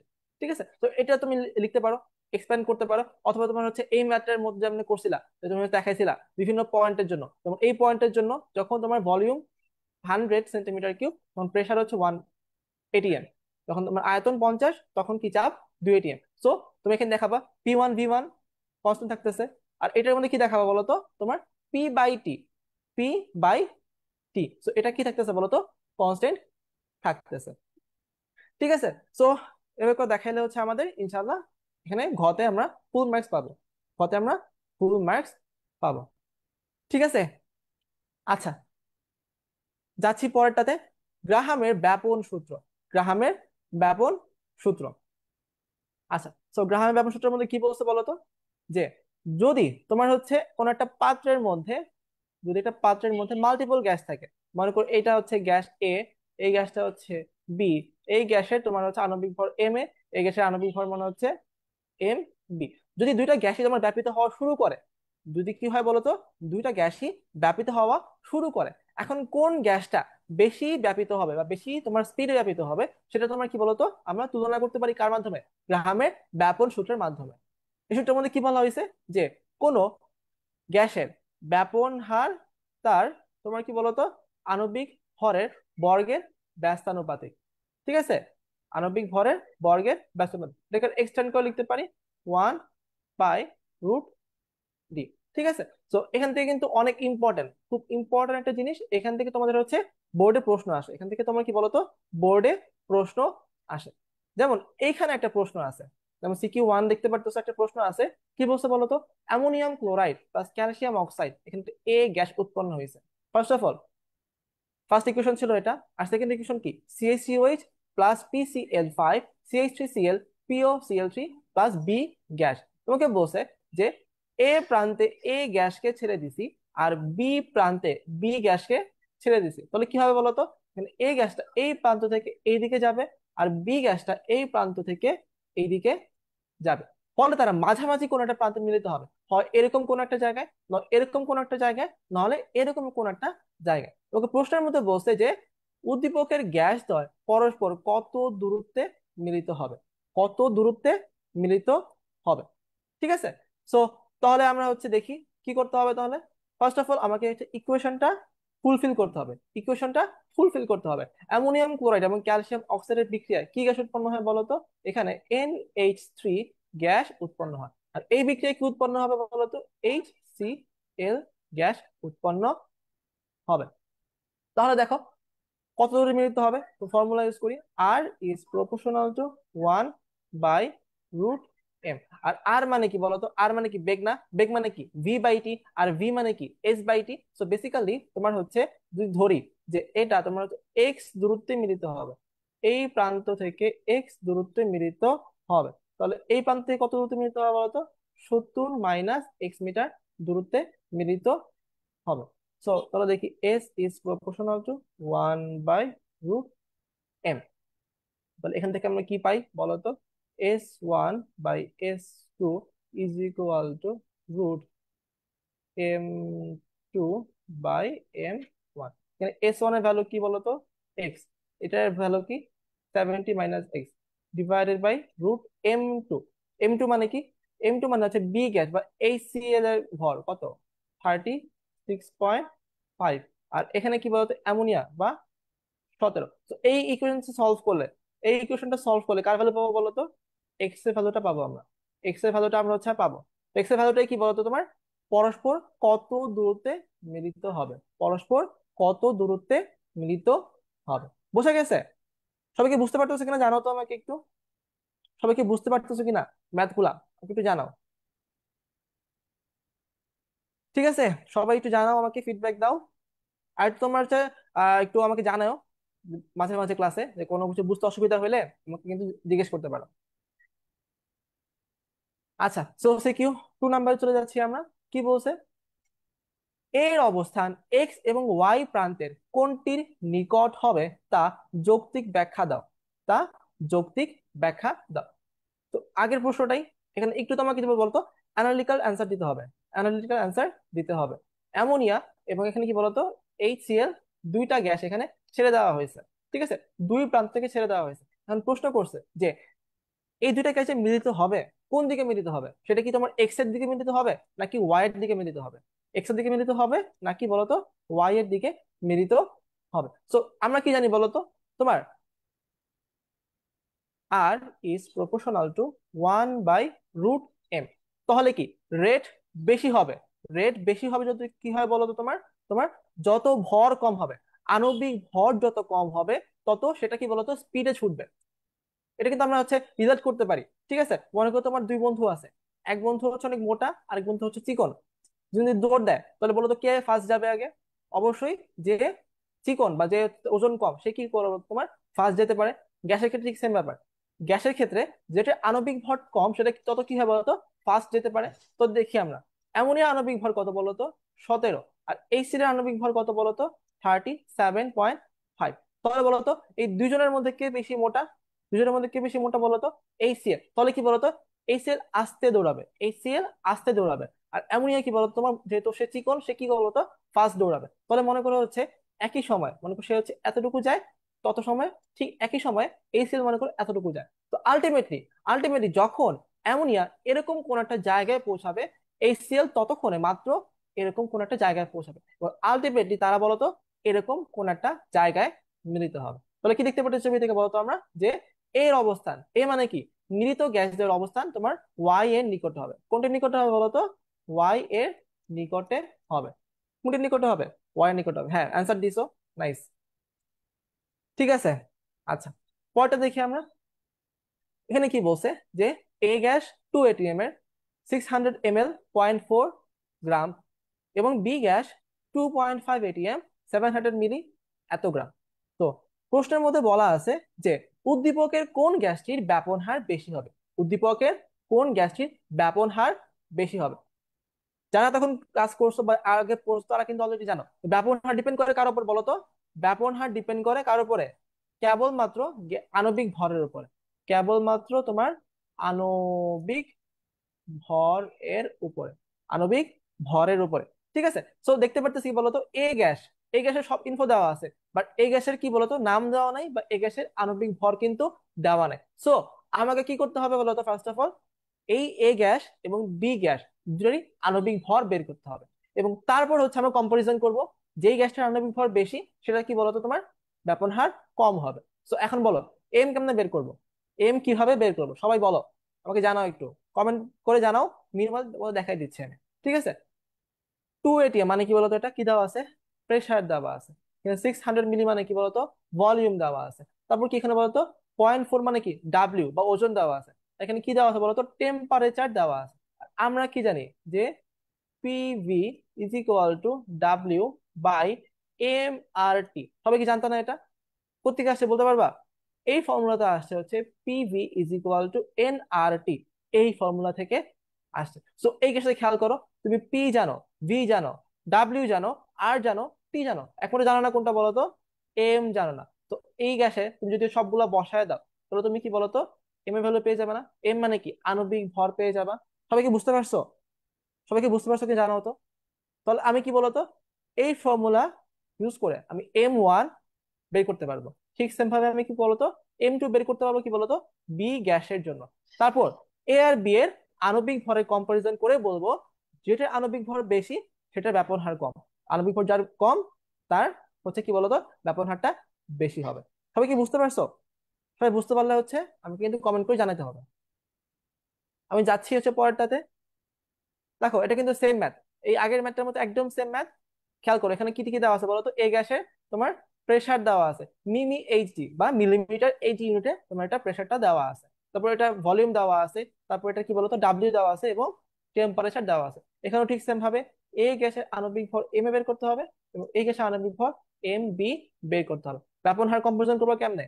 আর A by R B is equal to root M B divided by M A. So আনবিক ভর বের করবা, বের করার পর এই ফর্মুলাটা বসাই দিলেই তোমার কি বলতো এখানে হচ্ছে বাকিটা ইজি। ঠিক আছে, খুব ইজি কিন্তু ম্যাথ গুলা। তো অনেক সময় তোমরা ভাবতে পারো যে বোর্ডে কি হচ্ছে তোমাদের অনেক হার্ড প্রশ্ন আসে কিনা কেমিস্ট্রির ক্ষেত্রে। একদমই না, কেমিস্ট্রির ক্ষেত্রে প্রশ্নগুলো কিন্তু খুব ইজি হয়, এবং প্রিভিয়াস ইয়ারের প্রশ্নগুলা যদি সলভ করো তাহলে কিন্তু তোমাদের ম্যাক্সিমাম কমন পড়বে। ম্যাক্সিমাম তোমাদের কমন পড়বে কি বলতো, বোর্ড প্রশ্নগুলা সলভ করলে। লাস্ট 5 থেকে 10 বছর যদি সলভ করতে পারো এনাফ, তোমরা মোটামুটি বলতে পারো যে 80% ইনশাল্লাহ তুমি সিকে কমন পাবা। ঠিক আছে। সো সবচেয়ে ইম্পর্টেন্ট হচ্ছে কি বলতো, এই ক্লাসগুলো করার পরে তোমরা নিজেরা যখন পড়তে বসবা তখন ফার্স্ট অফ অল কি প্রিভিয়াস ইয়ারের কোশ্চেন গুলা সলভ করবা। জাস্ট একজন হচ্ছে অ্যান্সার দিয়ে যাচ্ছ, মাসুম আক্তার আঁকি, বাকিরাও কিন্তু অ্যান্সার দিতে পারো। বাকিরাও কিন্তু তোমরা চাইলে অ্যান্সার দিতে পারো, তাহলে কিন্তু হচ্ছে তোমাদের ইন্টারেক্টিভ ভাবে ক্লাস করতে ভালো লাগবে। ঠিক আছে। আচ্ছা, তারপর কি বলতো, আদর্শ গ্যাস সমীকরণের ব্যবহার। আদর্শ গ্যাস সমীকরণের ব্যবহার, তো আদর্শ গ্যাস সমীকরণ কোনটা বলতো, এই যে PV is equal to N R T. ঠিক আছে, এটা কি বলতো তোমার হচ্ছে আদর্শ গ্যাস সমীকরণ। এটা তোমার কি বলতো আদর্শ গ্যাস সমীকরণ। তো এটা ব্যবহার আমরা দেখি সিকিউতে কি আসছে বলতো। ফার্স্ট অফ অল তোমার কিছু ডাটা দিচ্ছে, টেবিল দিচ্ছে আগেই। কি বলছে বলতো, একটি গ্যাসের 0 ডিগ্রি সেলসিয়াস তাপমাত্রায় বিভিন্ন অবস্থায় চাপ এবং আয়তন হচ্ছে নিম্নরূপ। তাপমাত্রা, চাপ, ভর এবং আয়তন দেওয়া আছে। তো ফার্স্ট প্রশ্ন, গতে বলা হয়েছে যে উদ্দীপকের এ গ্যাসে অণুর সংখ্যা হিসাব করো। উদ্দীপকের এ গ্যাসে অণুর সংখ্যা হিসাব করো। যারা তখন ক্লাসটা করতে পারতেছো, যারা ক্লাসটা করছো তারা কিন্তু হচ্ছে অলরেডি বুঝে ফেলছো কি করতে হবে বলতো। এখানে তাপমাত্রা বা টি দেওয়া আছে, প্রেসার দেওয়া আছে এটিএম এককে, ভর দেওয়া আছে ডাব্লিউ একে। ঠিক আছে, তারপর আয়তন কি বলতো, ভিতে আছে। ঠিক আছে, আর আমরা কি জানি আদর্শ গ্যাস সমীকরণ কি, একটু আগে দেখছি আমরা। আদর্শ গ্যাস সমীকরণ PV is equal to N R T. PV is equal to কি বলতো, এন আর টি। দেখো এখানে খেয়াল করো, এখানে পি দেওয়া আছে, এখানে ভি দেওয়া আছে, টি দেওয়া আছে, পিভি টি দেওয়া আছে। তাহলে আমরা কি করতে পারি বলতো, এন এর ভ্যালু বের করতে পারি না? এন এর ভ্যালু কি বের করতে পারি না? এন ইজ ইকুয়াল টু কি, পিভি বাই আর টি। বের করে ফেললাম। ওকে, মনে করো তোমরা হচ্ছে এন এর ভ্যালুটা বের করে ফেলছো। এখন অণুর সংখ্যা, অণুর সংখ্যা মানে কি, আমরা কি জানি 1 মোলের মধ্যে কত অণু থাকে বলতো। 1 মোলের মধ্যে আমরা জানি যে অ্যাভোগাড্রো সংখ্যক অণু থাকে। তাহলে এন মোলের মধ্যে কত সংখ্যক অণু থাকবে, ধরে নিচ্ছি এন সংখ্যক অণু থাকবে। তো তোমাকে কি বের করতে হবে বলতো, এখানে এন এর ভ্যালুটা বের করতে হবে। তো ফার্স্ট স্টেপ কি বলতো, ফার্স্ট স্টেপ কি বলো, ফার্স্ট স্টেপ হচ্ছে এই PV is equal two nRT থেকে এন এর ভ্যালুটা বের করে ফেলতে হবে। তারপর কি করতে হবে, এখানে এন এর ভ্যালুটা এখানে বসাইতে হবে। মনে করো এখানে এন এর ভ্যালুটা হচ্ছে এখানে পাইছো, এটা এখানে ইনপুট দিয়ে তোমাকে এন এর ভ্যালুটা বের করে ফেলতে হবে। এবং এটি তোমার কি বলতো চাইছে গয়ের মধ্যে যে অনুসংখ্যা হিসাব করো। আর এখানে এন এ মানে কি বলতো, Avogadro number 6.023 into 10 to the power 23। 6.023 into 10 to the power 23। আচ্ছা, তারপরে দেখি ঘ নাম্বারটা, উদ্দীপকের কোন গ্যাসটি এসিড বৃষ্টির জন্য দায়ী। আচ্ছা, তো এখানে তোমার হচ্ছে এসিড বৃষ্টির জন্য দায়ী মানে কি বলতো, তোমার এখানে এ গ্যাসের আণবিক ভরটা বের করতে হবে। এ গ্যাসের আণবিক ভর বের করতে হবে, তারপর বি গ্যাসের আণবিক ভরটা বের করতে হবে। তারপর আমাদের নোন যে এসিড বৃষ্টির জন্য দায়ী যে গ্যাসগুলো আছে, যেমন কি কি বলতো, তোমার হচ্ছে এই কার্বন ডাই অক্সাইড গ্যাস আছে, তারপর তোমার মনে করো কি আছে বলতো, সালফার ডাই অক্সাইড গ্যাস আছে, তারপর মনে করো কি নাইট্রোজেন ডাই অক্সাইড গ্যাস। আণবিক ভর কত, কার্বন ডাই অক্সাইডের ভর হচ্ছে 44, সালফার ডাই অক্সাইডের ভর কত বলতো 64, নাইট্রোজেন ডাই অক্সাইডের ভর কত তোমার 32, আর হচ্ছে 14 কত হচ্ছে তোমার 46। ঠিক আছে, তো যদি দেখো যে 44 হয়, যদি দেখো কোনটা এম এর ভ্যালু 44, তাহলে বলবো কি সেটা কার্বন ডাই অক্সাইড। তারপর যদি দেখো 64, তাহলে বলবো কি বলতো সালফার ডাই অক্সাইড। যদি দেখো 46, তাহলে কি বলবো তোমার এটা নাইট্রোজেন ডাই অক্সাইড। ঠিক আছে, তো এমন করে এই ম্যাথটা করতে হবে। আচ্ছা, একজন বসে হচ্ছে আপনি পারেন দেখে আমার ইজি লাগে। ঠিক আছে, আমি পারছি কিভাবে বলতো, আমি পারছি কিভাবে, আমি হচ্ছে বারবার এই প্রশ্নগুলো সলভ করছি, বারবার সলভ করছি, প্রিভিয়াস এর প্রশ্নগুলো সলভ করছি, বই থেকে সলভ করছি। সো বারবার যখন সলভ করছি তখন কিন্তু হচ্ছে আমি পারতেছি এবং আমার জন্য ইজি লাগতেছে। ঠিক সেম কাজটা কিন্তু তুমি করতে পারো। তুমি যদি হচ্ছে নিজে সলভ করো, প্র্যাকটিস করো, তোমার কাছে কিন্তু একসময় যে এই জিনিসগুলো ইজি লাগবে। খুব হার্ড কিছু না, অবশ্যই অনেক ইজি। তুমি ট্রাই করে দেখো, যদি কোনো সমস্যা থাকে স্টিল আমাকে কিন্তু জিজ্ঞেস করতে পারো। ঠিক আছে। আচ্ছা, তো যাচ্ছি পরেরটাতে। কি বলছে এখানে, উদ্দীপকের এ গ্যাসটির আণবিক ভর হিসাব করো। ঠিক আছে, আচ্ছা বাকিরা কিন্তু অ্যান্সার দিতেছ না। মাত্র আমি দেখতে পাচ্ছি কমেন্টে একজনই বাকি সবগুলো অ্যান্সার দিচ্ছ, বাকিরা কিন্তু অ্যান্সার দিচ্ছ না, এটা কিন্তু ঠিক না একদমই। এর প্রশ্নগুলো খুব ইজি না? সবাই বলো। পড়াশোনা পরে করবো, আগে বলো এই জিনিসগুলো কি ইজি কিনা বলো। মানে হার্ড কিছু আছে? জাস্ট ফর্মুলা ইউজ করবা, ফর্মুলা বসাই দিবা, শেষ, ম্যাথ মিলে গেছে। একজন দেখলাম হচ্ছে বলতেছিল হচ্ছে এগুলো হার্ড, হার্ড তো না, একদমই হার্ড না, খুব ইজি জিনিস। ঠিক আছে, সো একটু কিন্তু রেসপন্স করতে হবে। রেসপন্স করলে ক্লাসটা ভালো লাগবে। আর তোমরা কিন্তু চাইলে, আমি কিন্তু ম্যাথ গুলা সলভ করতেছি না, আমি তোমাদের জাস্ট দেখাচ্ছি যে কিভাবে করতে হবে। তোমরা কিন্তু হচ্ছে যেটা করতে পারো যে ম্যাথটা সলভ করে অ্যান্সারটা বলতে পারো আমাকে। আমি যে অ্যান্সারটা বলতে পারো, তাহলে কিন্তু হচ্ছে তোমরা মিলাই নিতে পারো তোমাদের ফ্রেন্ডের সাথে, যে তুমি হচ্ছে করতে পারছো কিনা আসলে। যে ভুল হয় তোমরা সেটা কিন্তু কারেক্ট করতে পারবে। বুঝে গেছে? আচ্ছা, তো দেখি আমরা উদ্দীপকের এই গ্যাসটির আণবিক ভর হিসাব করবো। তো again, আণবিক ভর মানে কি বলতো? এম। আণবিক ভর হচ্ছে এম। তো আণবিক ভর এম কেন বের করতে হয়? Again, PV is equal to W by M R T. তো এখান থেকে আমরা কি পাই বলতো? এম এর ভ্যালুটা পাই। এম এর ভ্যালু কি বলতো? W R T divided by PV. খেয়াল করো সবকিছু দেওয়া আছে, সবকিছু দেওয়া আছে এখানে। এখানে তোমার ভলিউম দেওয়া আছে, প্রেসার দেওয়া আছে, ডাব্লিউ দেওয়া আছে, এবং এখানে কি বলতো তাপমাত্রা দেওয়া আছে। সো জাস্ট বসাই দিলে তোমার কি বলতো আণবিক ভরটা বের হয়ে আসবে। ঠিক আছে। তুমি যেটা ভুল করতে পারো, মধ্যে যেটা ভুল করার পসিবিলিটি আছে সেটা কি বলতো তোমার এই প্রেসারের ইউনিট গুলা নিয়ে।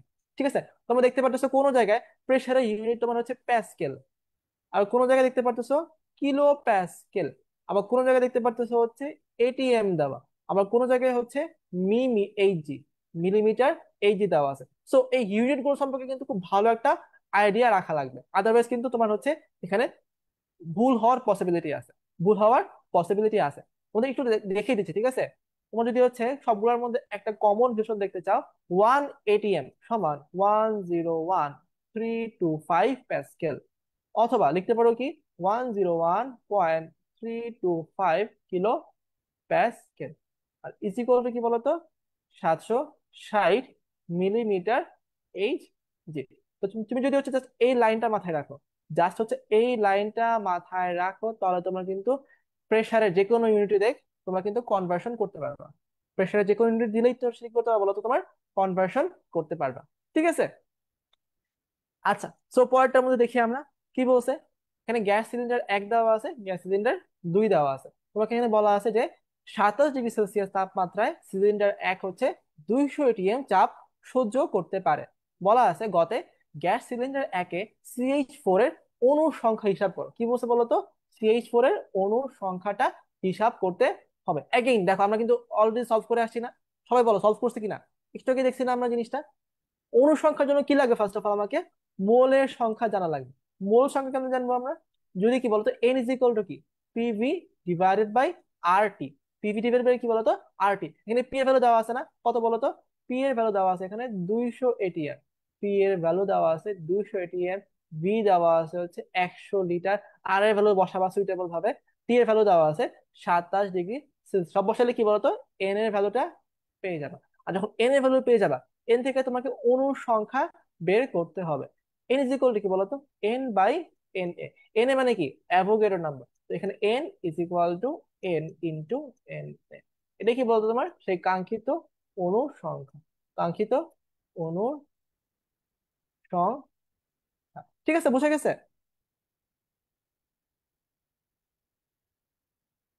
আচ্ছা, সো যাচ্ছি পরেরটাতে। পরের টপিকটা কি বলতো তোমার হচ্ছে ডাল্টনের আংশিক চাপ সূত্রের ব্যবহার। ডাল্টনের আংশিক চাপ সূত্রের ব্যবহার। আচ্ছা, সো ডাল্টনের আংশিক চাপ সূত্রের মধ্যে কি বলা হয়েছে বলতো? যদি একটা তোমার এরকম পাত্র থাকে, সরি, হ্যাঁ, যদি মনে করো হচ্ছে এখানে একটা বড় পাত্র আছে, এখানে মনে করো এ গ্যাস আছে, বি গ্যাস আছে, এবং মনে করো সি গ্যাস আছে। তো তুমি কি জানো বলতো? তুমি হচ্ছে এই তিনটা গ্যাসের প্রেসার আলাদাভাবে জানো। মনে করো তুমি জানো এই গ্যাসের প্রেসার হচ্ছে পিএ, এই গ্যাসের প্রেসার হচ্ছে পিবি। ঠিক আছে, এটা কি ধরনের প্রেসার বলতো? এটা তোমার হচ্ছে আংশিক চাপ বা পার্শিয়াল প্রেসার। আংশিক চাপ বা পার্শিয়াল প্রেসার। তোমাকে পরীক্ষার মধ্যে প্রশ্ন বলছে যে তোমাকে এই পাত্রটার অভ্যন্তরে টোটাল মোট চাপ কত, এই পাত্রের অভ্যন্তরে টোটাল মোট চাপ কত, সেটা কি হবে বলতো? P is equal to P A plus PB plus P C. এটা কি বলতো তোমার ডাল্টনের আংশিক চাপ ফর্মুলা। ডাল্টনের কি বলতো এটা আংশিক চাপ ফর্মুলা। তো দেখি আমরা সিকিউর চলে যাচ্ছি আমরা। সিকিউর মধ্যে কি বলছে? এখানে তোমার দুইটা পাত্র দিছে, তিনটা পাত্র দিছে বেসিক্যালি। সো বলছে যে 3 নং পাত্রে গ্যাস মিশ্রণের মোট চাপ কত হবে। এখানে একটা এ গ্যাস বি গ্যাস মিশানো হয়েছে 3 নং পাত্রে। তো প্রশ্ন জিজ্ঞেস করছে যে মিশ্রণের মোট চাপ কত হবে। খেয়াল করো, এখানে 1 নং পাত্রে কি দেওয়া আছে বলতো, P1 দেওয়া আছে এবং V1 দেওয়া আছে। আর এই পাত্রে কি বলতো, P2 দেওয়া আছে এবং V2 দেওয়া আছে। আর যদি ধরে নেই এখানে ভলিউম দেওয়া আছে 3 লিটার, তো বের করতে হবে কি বলতো, পি বের করতে হবে। তোমার মাথায় রাখবা, ঠিক আছে? যখন তোমাকে একাধিক পাত্রকে মিশানো হবে, তোমার মিশিয়ে নতুন একটা পাত্রে বা নতুন একটা আয়তনে কনভার্ট করা হবে, তখন একটা ফর্মুলা আছে। ফর্মুলাটা হচ্ছে এরকম: P1 V1 plus P2 V2 is equal two, তোমার কি বলতো, P into V, P into V. সবকিছু দেওয়া আছে, তোমাকে just এখানে বসা দিলেই তোমার কি বলতো, পি এর ভ্যালুটা পেয়ে যাবে। তো এখান থেকে পি এর ভ্যালু কি, P is equal to P1 V1 plus P2 V2 divided by P. খেয়াল করো সবকিছু দেওয়া আছে, এখানে পি এর ভ্যালু দেওয়া আছে 2 ATM, ভি এর ভ্যালু 600 মিলি, এখানে তোমার হচ্ছে 2.5 ATM, এখানে তোমার 700 মিলি। সো আর এখানে তোমার কি বলতো, ভি এর ভ্যালু 3 লিটার। তো বসা দিলেই তোমার এখানে পি এর ভ্যালুটা পেয়ে যাবে। এটা অ্যান্সার কত বলো তো, অ্যান্সার কত সেটা বলতে পারো। আচ্ছা, এখন জিজ্ঞেস করছো তোমার হচ্ছে আর এর ভ্যালু কত। ঠিক আছে, আর এর ভ্যালু কিন্তু তোমার হচ্ছে আহ, দুইটা ইউনিট বেশি ইউজ করা হয়, দুইটা ইউনিট বেশি ইউজ করা হয় থাকে। এসআই এককে হচ্ছে 8.314 জুল পার মোল পার কেলভিন। আর যদি দেখো লিটার এটিএম এককে 0.0821 লিটার এটিএম পার মোল পার কেলভিন। ঠিক আছে, দুইটাই কিন্তু তোমার হচ্ছে পারফেক্ট, দুইটাই তোমার কি বলতো পারফেক্ট। এসআই ইউনিটে 8.314, আর লিটার এটিএম কি বলতো 0.0821। সো কিন্তু খেয়াল করতে হবে, তোমরা যখন হচ্ছে এই ইকুয়েশন গুলো বসাবা, মনে করো তোমরা হচ্ছে এটা সলভ করতে চাচ্ছ, ঠিক আছে, N is equal to PV by RT. খুব ইম্পর্টেন্ট সাথে খেয়াল করো, এখানে সবগুলা ইউনিট একই এককে হতে হবে। কি বলছি, সবগুলা ইউনিটই এখানে একই এককে হতে হবে।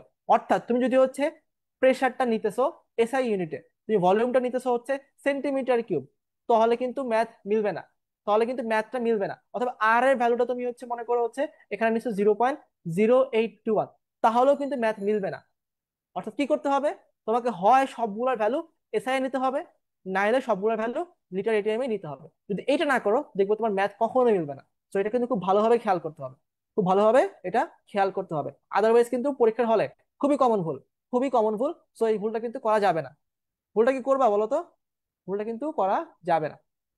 আচ্ছা, একটা অ্যান্সার লিখছো তাসরিকুল আলম, আমি কিন্তু অ্যান্সার সলভ করি নাই। সো তোমরা যদি অন্য কেউ সলভ করে থাকো তোমরা কিন্তু মিলাইতে পারো। ঠিক আছে, তোমরা কিন্তু হচ্ছে কমেন্ট করতে পারো এবং মিলাতে পারো যে মিলছে কিনা। ঠিক আছে, সবাই কি বুঝতে পারতেছো কিনা, কমেন্টে কিন্তু জানাও কিছুক্ষণ পর পর। আচ্ছা, যাচ্ছি পরেরটাতে। কি বলছে, এখানে এ গ্যাস একটা আছে, বি গ্যাস একটা আছে। তোমাকে কি করছে বলতো, স্টপ কোডটা খুলে দেওয়া হবে।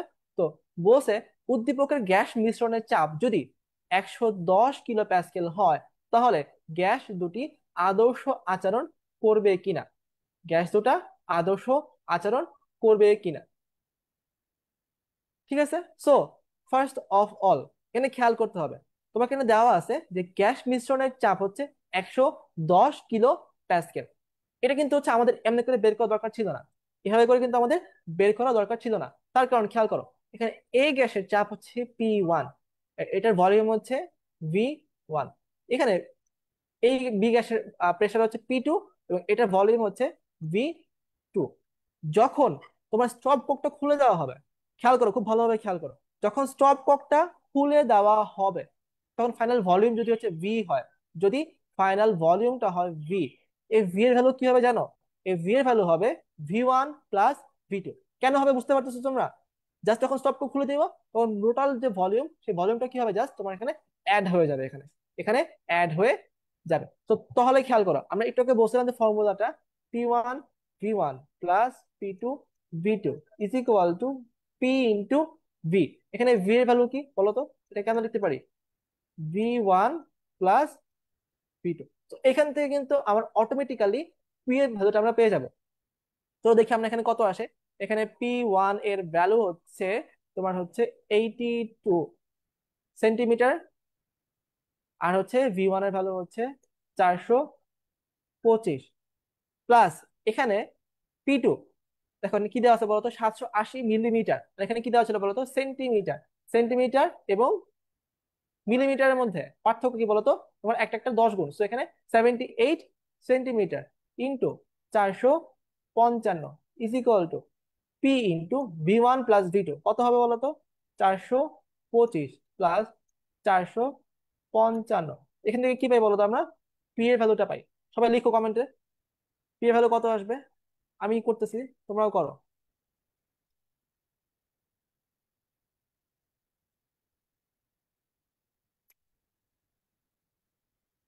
আমি দেখতে পারতেছি এখানে তোমার প্রেসারের ভ্যালুটা হচ্ছে 79.93, 79.93 চলে আসছে।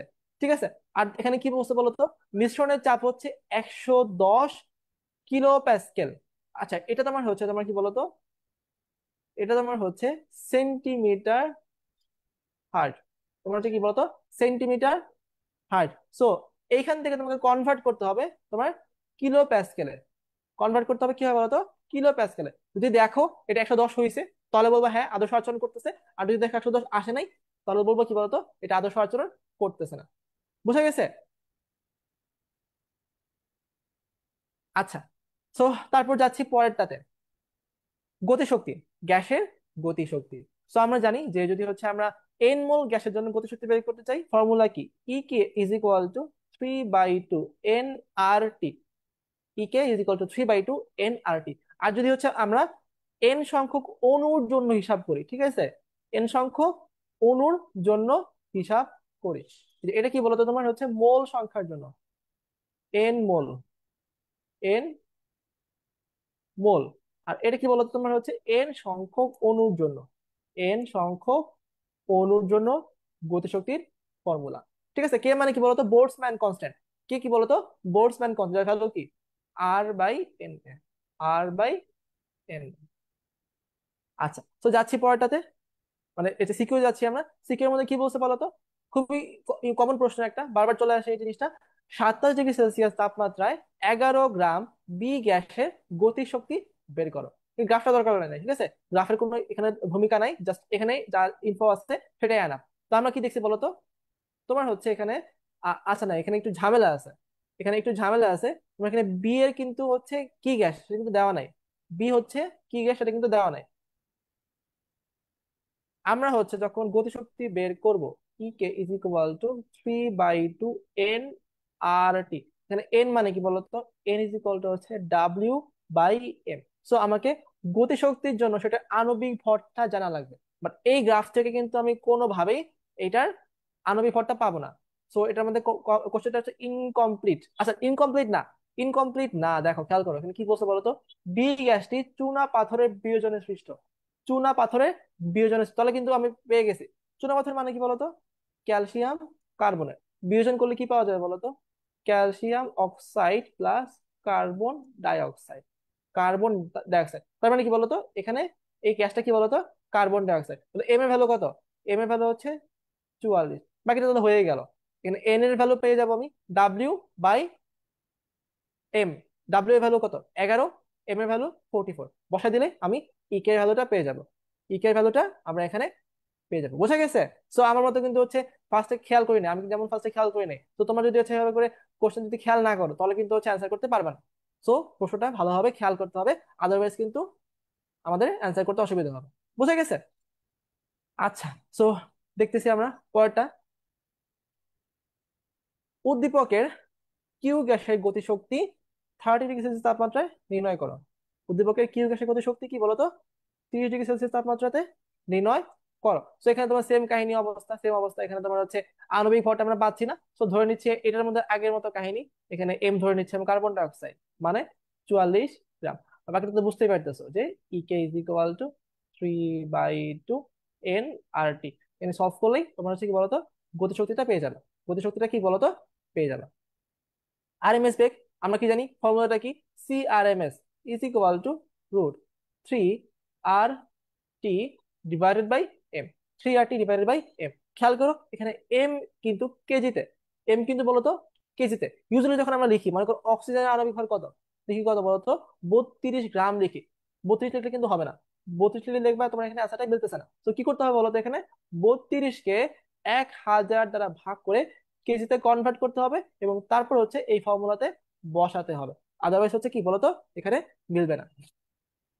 তো দেখি আমরা সলভ করি সিকিউ কি বলছে। এ পাত্রের গ্যাসের বর্গমূল গড় বর্গবেগ নির্ণয় করো। মানে কি বর্গমূল গড় বর্গ গতিবেগ নির্ণয় করো। এগেইন এখানে কি বলতো, C is equal to √3 RT divided by M. দেখো এখানে কি দেওয়া আছে বলতো, টেম্পারেচার দেওয়া আছে, বাট আমার কি লাগবে বলতো, এখানে আণবিক ভরটাও লাগবে। এখানে কিন্তু আণবিক ভরটা দেওয়া নাই, এখানে কিন্তু আণবিক ভরটা দেওয়া নাই। সো কি করতে হবে, ফার্স্ট অফ অল আমাকে আণবিক ভরটা বের করতে হবে। কেন বের করতে হবে, আমরা কিন্তু দেখছি একটু আগে যে PV is equal two W/M/R/T। তো এখান থেকে এম এর ভ্যালু কি পাই বলতো, W/R/T ডিভাইডেড বাই পিভি। সবকিছু দেওয়া আছে, ডাব্লিউ এর ভ্যালু দেওয়া আছে, আর এর ভ্যালু তুমি জানো, টেম্পারেচার 20 ডিগ্রি সেলসিয়াস জানো, এটা পি এর ভ্যালু জানো, ভি এর ভ্যালু জানো, সবকিছু বসে দিলে এম এর ভ্যালুটা পেয়ে যাবে। তো এখানে বসে দিলে কি বলতো, সিআরএমএস এর ভ্যালুটাও পেয়ে যাবে। ঠিক আছে, সো খুবই ইজি ম্যাথ, খুবই ইজি ম্যাথ এটা। আচ্ছা, পরটাতে যাচ্ছি আমরা। গ্যাসের ঘনত্ব দেওয়া আছে, তোমার এখানে কি বলতো, সিআরএমএস বের করতে হবে। সো এখানে তোমার হচ্ছে কি বলতো, কনভার্সন করতে হবে বেসিক্যালি। এখানে কনভার্সন করে নিলে এখানে হয়ে যাবে। তো একই টাইপের ম্যাথ, আমরা হচ্ছে একটু আগাই ফার্স্ট। ঠিক আছে, যেহেতু তোমার চ্যাপ্টার অনেকগুলো আছে, সো আমাদের একটু ফাস্ট আগাইতে হবে, আদারওয়াইজ কিন্তু আমরা শেষ করতে পারবো না, বা তোমাদের নিজেদেরই হচ্ছে এনার্জি শেষ হয়ে গেছে। সো একটু আমরা স্পিড বাড়াই। ঠিক আছে, আদর্শ গ্যাস থেকে বাস্তব গ্যাসের বিচ্যুতির, ঠিক আছে, তো আমরা কি জানি যে আদর্শ গ্যাস সমীকরণ কি বলতো, PV is equal to NRT। কিন্তু কি দেখছি বলতো আমরা, বাস্তব গ্যাসের ক্ষেত্রে তোমার এই আদর্শ গ্যাস থেকে হচ্ছে কি বলতো, তোমার বিচ্যুতি ঘটে।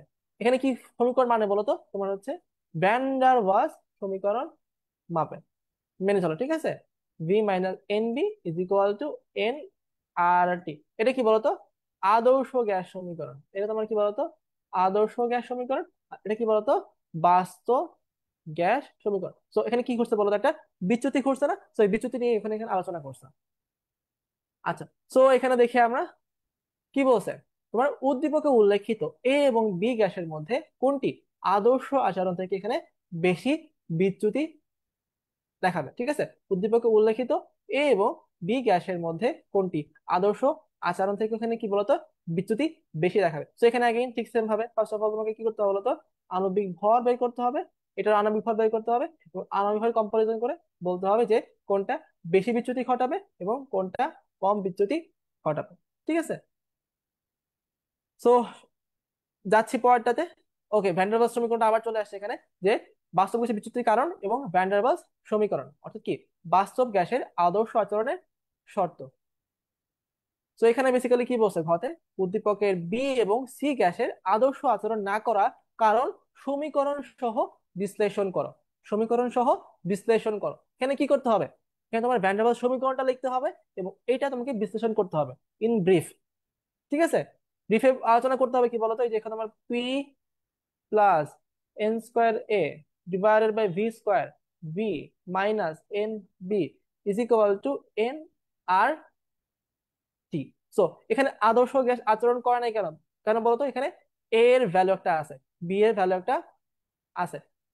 সো এই ভ্যালুগুলোর কারণে তোমার হচ্ছে বেসিক্যালি হচ্ছে ডিস্টরশন করছে, এখানে ডিস্টরশন করছে, এবং যে কারণে তোমার একটা বাস্তব গ্যাসের মতো আচরণ না করে আদর্শ গ্যাসের মতো আচরণ, সরি আদর্শ আচরণ না করে বাস্তবের মতো আচরণ করে থাকে। ঠিক আছে,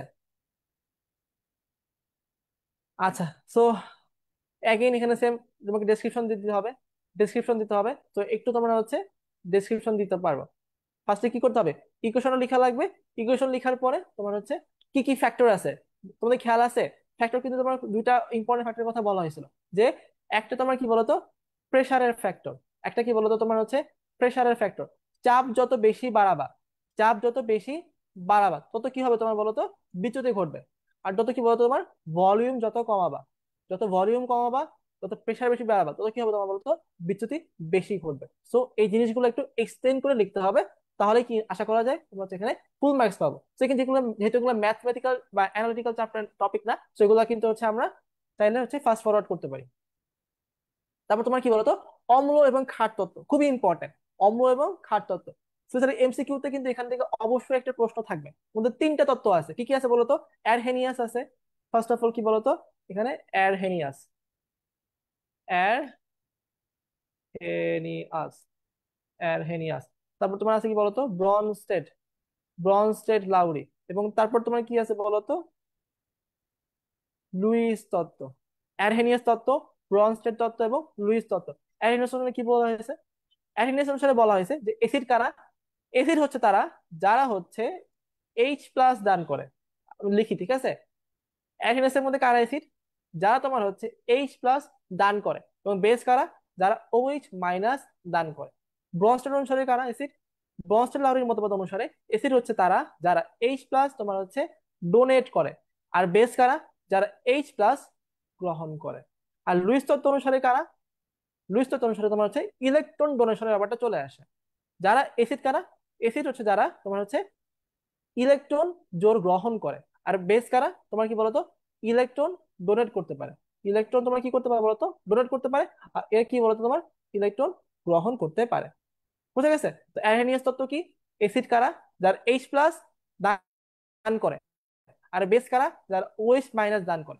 ব্রনস্টেড তত্ত্ব অনুসারে কি বলা হয়েছে, এসিড কারা, যার এইচ ডোনেট করে এইচ প্লাস, আর বেস কারা, যারা এইচ প্লাস গ্রহণ করে। লুইস তত্ত্ব অনুসারে কারা, যারা হচ্ছে কি বলতো, ইলেকট্রন জোর গ্রহণ করতে পারে, আর বেস কারা, যারা কি বলতো তোমার ইলেকট্রন জোর তোমার দান করতে পারে, ইলেকট্রন জোর দান করতে পারে। একদিন প্রশ্ন করছে হচ্ছে ডেসক্রিপটিভ কোশ্চেনের ফুল মার্কস দেয় না। ঠিক আছে, আচ্ছা তোমাদের একটা অনেস্ট অপিনিয়ন শেয়ার করি, তোমরা ট্রাই করবা এই ধরনের ডেসক্রিপটিভ প্রশ্ন আসলে তোমরা স্কিপ করার ট্রাই করবা। ঠিক আছে, তার কারণ তোমাদের, হ্যাঁ যেটা বলছো কথাটা সত্যি, অ্যাকচুয়ালি ডেসক্রিপটিভ প্রশ্ন লিখতে গেলে সময় বেশি লাগে, মার্কসে ফুল দেয় না। ঠিক আছে, এই কারণে ট্রাই করবা যদি যতটুকু পসিবল হয় যে ডেসক্রিপটিভ প্রশ্নগুলো যাতে ইয়া করে বাদ দিয়ে তোমার ম্যাথমেটিক্যাল প্রশ্নগুলো বেশি তোমরা হচ্ছে ফোকাস করতে পারো। অর্গানিকের ক্ষেত্রে বলি নাই, অর্গানিক মার্কস দেয়, অর্গানিক ফুল মার্কস দেয়, ঠিক আছে, কিন্তু অর্গানিক বাদে যে বাকি টপ চ্যাপ্টার গুলো আছে সেগুলো ক্ষেত্রে অনেক সময় দেখা যায় ডেসক্রিপটিভ প্রশ্ন দিলে তোমার হচ্ছে ইয়েটা কমে আসে। এই চ্যাপ্টারের ক্ষেত্রে এটা বেশি খাটে। ঠিক আছে, তো ট্রাই করবা হচ্ছে এটা একটু। আচ্ছা, তো দেখি আমরা এখানে কি বলছে। ঘ নাম্বারে, উদ্দীপকের এ এবং বি যৌগের ক্ষেত্রে ব্রনস্টেড লাউরির মতবাদের আলোকে ব্যাখ্যা করো। উদ্দীপকে এ এবং বি যৌগের প্রকৃতি ব্রনস্টেড লাউরির মতবাদ অনুসারে ব্যাখ্যা করো। এখানে কি দেখতে পাচ্ছি, এ gas NH3 COOH CH3 CONH2 H2। কি পাচ্ছি আমরা এখান থেকে, এটা কি বলতো বেসিক্যালি NH3, এ কি বলতো NH3। আর এখানে কি দেখতে পারতেছি ROH PCl 5, এখান থেকে কি উৎপন্ন হবে বলতো, এখানে HCl উৎপন্ন হবে। পরীক্ষার মধ্যে প্রশ্ন কি বলছে, তোমার এ এবং বি যৌগের প্রকৃতি ব্রনস্টেড লাউরি মতবাদ অনুসারে ব্যাখ্যা করো। এ কি বলতো, অ্যামোনিয়া, এ হচ্ছে তোমার অ্যামোনিয়া, আর বি হচ্ছে কি বলতো HCl। আর ব্রনস্টেড লাউরি অনুসারে কি বলা হয়েছে, এসিড কারা, ব্রনস্টেড লাউরি মতবাদ অনুসারে এসিড হচ্ছে তারা যারা তোমার কি করতে পারে বলতো, এইচ প্লাস ডোনেট করতে পারে, এইচ প্লাস ডোনেট করতে পারে। আর বেস কারা, যারা তোমার কি বলতো তোমার এইচ প্লাস গ্রহণ করতে পারে। তাহলে বলো, ব্রনস্টেড লাউরির মতবাদ অনুসারে আমরা কি দেখতে পাচ্ছি, HCl কি করে ইউজুয়ালি, HCl কি করে, HCl তোমার হচ্ছে H plus plus Cl minus. তার মানে কি, এইচ প্লাস সেটা বিয়োজিত হয়ে এইচ প্লাস এবং Cl মাইনাসে কনভার্ট হতে পারতেছে। অর্থাৎ সে কি করতে পারছে বলতো তোমার এইচ প্লাস বা একটা প্রোটন দান করতে পারতেছে। তাহলে সেই মতবাদ অনুসারে সে কি একটা বলতো এসিড, সে একটা কি বলতো এসিড, সে একটা কি বলতো এসিড। আর যদি দেখি অ্যামোনিয়ার ব্যাপারে, অ্যামোনিয়া কি বলতো, অ্যামোনিয়া যদি এইচ প্লাস গ্রহণ করে তাহলে কিসে কনভার্ট হয় সে বলতো, সে হচ্ছে NH4 প্লাসে কনভার্ট হয়। সুতরাং কি কি করলো বলতো, এইচ প্লাস কি করছে বলতো, গ্রহণ করছে, তার মানে সে একটা কি বলতো বেস। তাহলে ব্লন্সলারের মত অনুসারে তাহলে হচ্ছে HCl একটা অ্যাসিড এবং NH3 একটা কি বলতো ক্ষার, NH3 একটা ক্ষার। বুঝতে পারতেছো তোমরা? খুব ইজি জিনিস কিন্তু এগুলো। আচ্ছা, তারপর এখানে তোমার দেখি আমরা বি নাম্বারে, এর উভধর্মিতা ব্যাখ্যা করো। এর উভধর্মিতা ব্যাখ্যা করো। এখানে A plus H2 CO3 plus OH। So এখানে কি এটা বলো তো, এটা তোমার হচ্ছে বেসিক্যালি কার্বন ডাই অক্সাইড। আচ্ছা, কার্বন ডাই অক্সাইড না, বেসিক্যালি এটা তোমার হচ্ছে HCO3 মাইনাস। ঠিক আছে, এটা হচ্ছে HCO3 মাইনাস, যেহেতু এখানে তোমার হচ্ছে OH মাইনাস উৎপন্ন হয়েছে। আচ্ছা, এখন তোমাকে বলছে যে এর উভধর্মিতা ব্যাখ্যা করো। কি বলছে, এর উভধর্মিতা ব্যাখ্যা করো। এখন যদি দেখি আমরা ব্রনস্টের ল অনুসারে কি বলছি আমি, এসিড কারা, এসিড হচ্ছে যারা H+ তোমার কি করতে পারে বলতো, ডোনেট করতে পারে। আর বেস কারা, যারা হচ্ছে H+ গ্রহণ করতে পারে। যারা H+ গ্রহণ করতে পারে তারা হচ্ছে বেস, আর অ্যাসিড কারা, যারা এটা দান করতে পারে। এখন যদি দেখি HCO3 সে কি করতে পারে জানো, সে একটা H+ ডোনেট করে তোমার CO3 2 কনভার্ট হইতে পারে। আবার একই সাথে সে যদি চায়, সে যেমন এই বিক্রিয়ার মধ্যে কি করতেছে জানো, সে H+ গ্রহণ করে H2CO3 কনভার্ট হয়ে গেছে। তো এই ক্ষেত্রে এই ক্ষেত্রে সে কি করছে, H+ দান করছে না, সুতরাং সে এই কেসে সে হচ্ছে অ্যাসিড ব্রনস্টেড মতবাদ অনুসারে। আর এই কেসে সে হচ্ছে কি বলতো, একটা বেস। সুতরাং কি বলতো, একই যৌগ, একই যৌগের নাম কি বলতো, HCO3 সে কি বলতো, একই সাথে অ্যাসিডের মতো আচরণ করছে, আবার সে বেসের মতো আচরণ করছে। সুতরাং এটা কি একটা বলতো উভধর্মিতা ব্যাখ্যা করে ফেললাম। ঠিক আছে, তো এখানে জাস্ট রিয়াকশন গুলো লিখে আনাফ। আর হচ্ছে একটু চাইলে এক্সপ্লেন করতে পারো ব্রনস্টেড মতবাদ অনুসারে ইয়াটা, ঠিক আছে। তবে যাচ্ছি ঘতে কি বলছে, উদ্দীপক হতে অনুবন্ধী অম্ল ক্ষারক যুগলগুলো যুক্তি সহ চিহ্নিত করো। উদ্দীপক মানে কি বলতো, যে এইটা, ঠিক আছে। তো বিক্রিয়াটা কি আমরা এটা লিখি আমরা, HCO3 - +H2O কিসে কনভার্ট হয়েছে, H2CO3 + OH-। তোমরা খেয়াল করো এখানে ফার্স্ট অফ অল কি হয়েছে, এই HCO3 সে কিসে কনভার্ট হয়েছে বলো তো, সে কনভার্ট হয়েছে হচ্ছে H2CO3 তে। আর H2 কনভার্ট হয়েছে কিসে বলতো, OH-। কেমনে কনভার্ট হয়েছে, এখানে এইটা কি করছে, একটা H+ গ্রহণ করছে এবং গ্রহণ করে H2CO3 তে কনভার্ট হয়েছে। আর H2 এর ক্ষেত্রে সেটা কি করছে, সে একটা H+ ছেড়ে দিছে এবং ছেড়ে দিয়ে OH- এ কনভার্ট হয়েছে। তাহলে খেয়াল করো, একজন এসিড H+ গ্রহণ করছে, একজন কি করছে বলতো, দান করছে। আমরা কি বলছিলাম, গ্রহণ করলে সে কি একটা বলতো, বেস, বেস। আর এটা কি বলতো তোমার হচ্ছে একটা এসিড। আমি যেহেতু আমাকে বলছি যে অনুবন্ধী অম্ল ক্ষারক যুগল, তো এটা যদি বেস হয় তাহলে এটা কি হবে বলতো, এটা হবে তোমার কনজুগেটেড অ্যাসিড বা অনুবন্ধী অম্ল। কি বলছি, যদি এইটা ক্ষার হয় তো সেটা H+ গ্রহণ করার পরে কিসে কনভার্ট হবে তোমার বলতো, অনুবন্ধী অম্ল, অনুবন্ধী অম্ল বা কনজুগেটেড অ্যাসিড।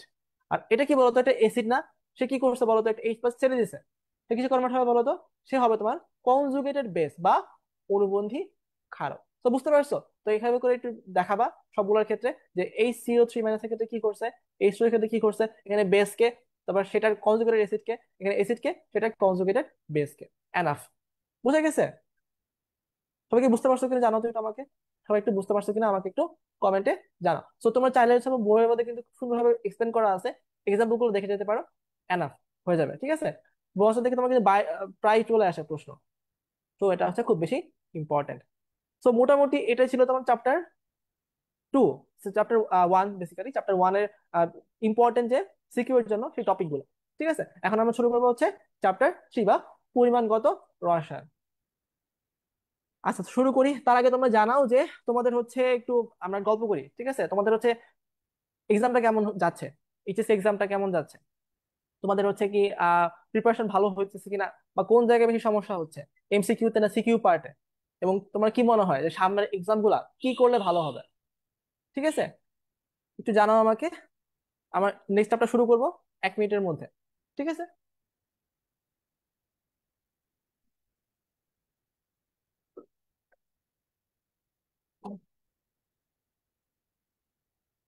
তোমাদের ওভারঅল কেমন যাচ্ছে এইচএসসি?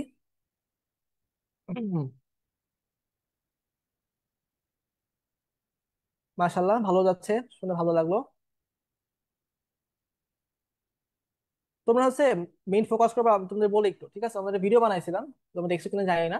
আর ফার্স্ট সবচেয়ে ইম্পর্টেন্ট হচ্ছে তোমাদের মেইন বইটা পড়ে ফেলবা, ঠিক আছে। মেইন বইতে ইম্পর্টেন্ট কনসেপ্ট গুলো আছে, একটু দেখে ফেলবা। তারপর যেটা করবা সেটা হচ্ছে, তোমরা হচ্ছে এই টেস্ট পেপার থেকে বিগত 5 বছরের প্রশ্ন খুব ভালোভাবে সলভ করবা। তোমরা যদি দেখো যে বিগত 5 বছরের প্রশ্ন সলভ করো, তোমাদের অনেকগুলো কমন পড়বে, এটা গ্যারান্টেড, ঠিক আছে। সিকিউ বলো, এমসিকিউ বলো, প্রতি বছরই বোর্ডে হচ্ছে রিপিট হয়, সো এটা খুব বেশি ইম্পর্টেন্ট। আর তারপরে এমসিকিউ এর জন্য তোমরা দেখবা হচ্ছে কি, ফিজিক্স দেখছো না, তোমাদের কিন্তু ফিজিক্সের সব এমসিকিউ পার্টটা, প্রতিটাই পার্টটা বাসায় যদি তোমাদের এই সেম এমসিকিউ দেওয়া হয়তো 30 মিনিট 40 মিনিটের জন্য, তোমরা কিন্তু খুব সুন্দরভাবে সলভ করে জমা দিতে পারবা, হার্ড কিছু না। বাট তোমরা হয়তো হয়তো বা হচ্ছে শেষ করতে পারো নাই, বা হচ্ছে দাগাইতে পারো না সবগুলো। তার কারণ কি, তোমাদের হচ্ছে প্র্যাকটিস নাই। প্র্যাকটিস না থাকার কারণে মূলত তোমরা হচ্ছে এই এমসিকিউ গুলো দাগায় শেষ করতে পারো না। এবং যে কারণে তোমরা রিকমেন্ড করবো, তোমরা হচ্ছে যখন বইটা পড়ে ফেলবা, টেস্ট পেপারটা সলভ করে ফেলবা, এরপরে তোমরা হচ্ছে একটা প্রিভিয়াস ইয়ারের, মনে করো ঢাকা বোর্ডের গত বছরের প্রশ্নটা একসাথে একটা ঘড়ি নিয়ে বসবা, 30 মিনিটের মধ্যে তোমরা সলভ করতে পারো কিনা দেখবা, ঠিক আছে? এরকম ভাবে তোমার যদি হচ্ছে 2-3টা এক্সাম দাও, দেখবা তোমাদের হচ্ছে হাতের স্পিড অনেক বেড়ে গেছে এমসিকিউ এর জন্য। তো সিকিউ এর জন্য যেটা বলছিলাম, টেস্ট পেপার সলভ করবা, আর এমসিকিউ এর জন্য তোমরা হচ্ছে বই পড়ার পরে একটু ঘড়ি ধরে হচ্ছে যে একটা হচ্ছে ইয়া করবা, এক্সাম দিবা, এনাফ। ঠিক আছে? এমসি কমন আসবে না, বাট তোমার হচ্ছে সেম টাইপের জিনিসপাতি আসবে। বলো, তোমাদের হচ্ছে চ্যাপ্টারটা পড়াইলাম, সেই চ্যাপ্টারে যে টপিক গুলো পড়াইছি, এর বাইরে কোন টপিক আছে? প্রশ্ন আসার কোনো সম্ভাবনা আছে? নাই কিন্তু। সো তুমি যদি হচ্ছে সবকিছু পড়ে থাকো, তোমরা কিন্তু ইনশাল্লাহ কমন পড়বে, এটা নিয়ে কোনো চিন্তা করার কারণ নেই। আচ্ছা, সো হচ্ছে মাত্র একটা শেষ করছি আমরা, তো আমাদের কিন্তু স্পিড বাড়াইতে হবে, আর 2 চ্যাপ্টার বাকি আছে। তো আমরা একটু ফার্স্ট আগাই, ঠিক আছে? চ্যাপ্টার 3, পরিমাণগত রসায়ন, শুরু করতেছি। সবাই রেডি কিনা জানাও, সবাই রেডি কিনা জানাও। ঠিক আছে, পরিমাণগত রসায়ন শুরু করতেছি। First of all, important topic গুলো দেখি আমরা, টপিক গুলো দেখি আগে কি কি টপিক আছে। টপিক 1, ঘনমাত্রা। ঘনমাত্রা, মোলারিটি, পিপিএম, পিপিবি। তারপর টপিক 2 কি বলতো, লঘুকরণ সূত্র। লঘুকরণ সূত্র। তারপর অম্ল ক্ষার প্রশমন, সবচেয়ে ইম্পর্টেন্ট টপিক, ঠিক আছে? এই অম্ল ক্ষার প্রশমন, এখান থেকে তোমার হচ্ছে কি বলতো, সরি, হ্যাঁ, অম্ল ক্ষার প্রশমন থেকে তোমার কিন্তু হচ্ছে বোর্ডে প্রশ্ন আসে, সিকিউ প্রশ্ন চলে আসে। তবে জারণ বিজারণ বিক্রিয়া, জারণ বিজারণ বিক্রিয়া, এটাও খুব বেশি ইম্পর্টেন্ট টপিক। আর আয়ন ইলেকট্রন সমতা, তো এটা 5 স্টার টপিক। আয়ন ইলেকট্রন সমতা, এখান থেকে তো 5 স্টার টপিক। এখান থেকে হয় তোমাকে দিবে সমতা করতে দিবে, অথবা তোমাকে হচ্ছে একটা সমতা করা সমীকরণ থেকে তোমাকে হচ্ছে হিসাব ক্যালকুলেশন করতে দিবে, ক্যালকুলেশন করতে দিবে। তারপর টপিক গুলো কি বলতো, এই যে যেটা বলতেছিলাম যে সমতাকৃত সমীকরণ থেকে গণনা, এখান থেকে তোমার সিকিউর প্রশ্ন আসে। তারপর কি আয়োডোমিতি এবং আয়োডোমিতি, আয়োডোমিতি আর একটা কি আয়োডিমিতি। তারপর কি বলতো টাইট্রেশন। তারপর কি অম্লক্ষার টাইট্রেশন, এবং কি বলতো জারণ বিজারণ টাইট্রেশন। তো এগুলোই ছিল। তারপর জ্ঞানমূলকের জন্য, জ্ঞানমূলকের জন্য তোমাদের কিছু দাগায় দেওয়া হয়েছে, এখানে বেশি নাই, এখানে তোমার হচ্ছে এই আহ 8টার মতো আছে। তো এখানে তোমরা দেখবা ফুল সিলেবাস চলে আসে ভুলে, আমি জানি না কেমনে আসছে, হোয়াট এভার। তোমাদের জন্য হচ্ছে আমি একটা পিডিএফ বানাইছি, ঠিক আছে? পিডিএফটাও তোমরা হোপফুলি পেয়ে যাবে 2 একদিনের মধ্যে। তোমাদের ওই পিডিএফ এর মধ্যে কেমিস্ট্রি ফার্স্ট পেপার বলো, সেকেন্ড পেপার বলো, 2 পেপারই সবগুলা জ্ঞানমূলক প্রশ্ন, অনুধাবনমূলক প্রশ্ন, অর্থাৎ সিকিউ এর ক এবং খ এর জন্য ইম্পর্টেন্ট যেগুলো, সব কম্পাইল করে দেওয়া আছে, ঠিক আছে? এর বাইরে প্রশ্ন আসা সম্ভবই না। তোমাদের সাজেশন দিব না, তোমাদের যেগুলো হচ্ছে আসার মতো বইয়ের থেকে ইম্পর্টেন্ট জ্ঞানমূলক অনুধাবন, সবগুলো এখানে কম্পাইল করে দিয়েছি। তোমরা হয়তো বা খুব ফাস্ট, খুব তাড়াতাড়ি পেয়ে যাবে ইনশাল্লাহ, ঠিক আছে? তো এখানে 2 একটা আছে, দেখতে পারো। আর ওগুলোর জন্য একটু ওয়েট করো, কয়েকদিন পর তোমাদের দিয়ে দিবে ইনশাল্লাহ। আচ্ছা, সো শুরু করি আমরা। ফার্স্ট টপিক, ঘনমাত্রা। ঘনমাত্রা মানে কি বলতো, তোমার মোলারিটি হিসাব করতে হবে এখানে। তোমাদের হচ্ছে কি বলতো, মোলারিটি নিয়ে হিসাব নিকাশ আছে, মোলারিটি। তারপর তোমার কি বলতো, শতকরা ঘনমাত্রা এখানে আছে, শতকরা বা পার্সেন্টেজ কম্পোজিশন, যে পার্সেন্ট W/W আছে। তারপর তোমার হচ্ছে পার্সেন্ট W/V আছে, ঠিক আছে? তারপর পার্সেন্ট V/V এগুলো আছে। তারপর কি বলতো, পিপিএম ঘনমাত্রা বা পিপিবি ঘনমাত্রা। তো এই সবগুলোর মধ্যে তোমার ইন্টা কনভার্সনটা তোমাকে শেখা লাগবে, ইন্টা কনভার্সন তোমাকে শেখা লাগবে। অর্থাৎ মোলারিটি থেকে তুমি কিভাবে শতকরাতে নিতে পারবা, অথবা শতকরা থেকে পিপিএম নিতে পারবা, সেই জিনিসগুলো কিন্তু তোমাদের হচ্ছে জানা লাগবে, ঠিক আছে? আচ্ছা, তো দেখি আমার ফার্স্ট সিকে চলে যাচ্ছি আমরা। কি বলছে, পাত্র 1, পাত্র 2 তোমাকে বলছে যে উদ্দীপকের পাত্র 1 এর দ্রবণের ঘনমাত্রা পিপিএম এককে নির্ণয় করো। উদ্দীপকের পাত্র 1 এর দ্রবণের ঘনমাত্রা তোমাকে কি করতে হবে বলতো, পিপিএম এককে নির্ণয় করতে হবে। তো কি কি ইউনিটে আছে বলতো, তোমাকে এখানে বলা আছে যে 20 মিলি দ্রবণে, 20 মিলি দ্রবণে তোমার 0.2 গ্রাম, 0.2 গ্রাম সোডিয়াম হাইড্রোক্সাইড এখানে আছে। তো পিপিএম মানে কি আমরা জানি, যে পার্টস পার মিলিয়ন বা milligram per litre, milligram per litre. অর্থাৎ প্রতি লিটার সলিউশনের মধ্যে কত মিলিগ্রাম তোমার এখানে দ্রব্য আছে, সেটাই কি তোমার মতো পিপিএম এর কথা। সো দেখি আমরা, 1 লিটার মানে কি বলতো তোমার 1000 মিলি না? সুতরাং 20 মিলিতে আছে তোমার হচ্ছে 2 গ্রাম, সুতরাং কি বলতো 1000 মিলিতে কত হবে, 0.2 / 20 × 1000। এটা কি বলতো গ্রামে চলে আসে না? তো তুমি কি করতে হবে এটাকে, এটাকে জাস্ট 1000 দ্বারা তুমি গুণ করো। যদি 1000 দ্বারা গুণ করো, তাহলে কি বলতো যা বাবা, সেটাই তোমার কি বলতো পিপিএম ঘনমাত্রা।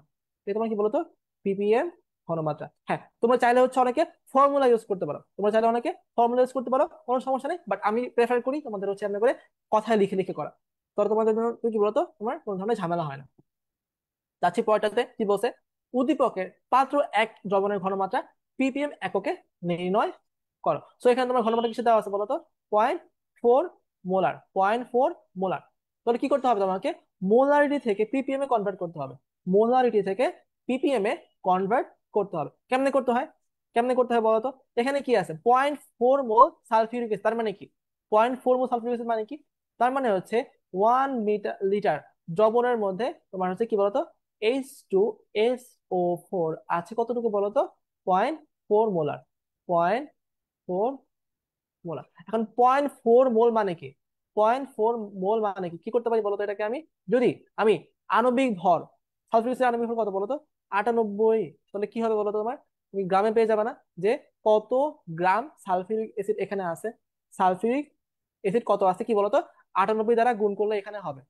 এখন তুমি যদি এই ভ্যালুটাকে কি করো বলতো তুমি, আরো 1000 দ্বারা গুণ করো, তাহলে কি বলতো তুমি মিলিগ্রাম এককে জিনিসটা পেয়ে যাবে। তাহলে বলতো 1 লিটার দ্রবণের মধ্যে কত মিলিগ্রাম সালফিউরিক অ্যাসিড আছে, সেটাই কি বলতো তোমার ppm ঘনমাত্রা না, সেটাই হচ্ছে কি বলতো তোমার ppm ঘনমাত্রা। বুঝা গেছে?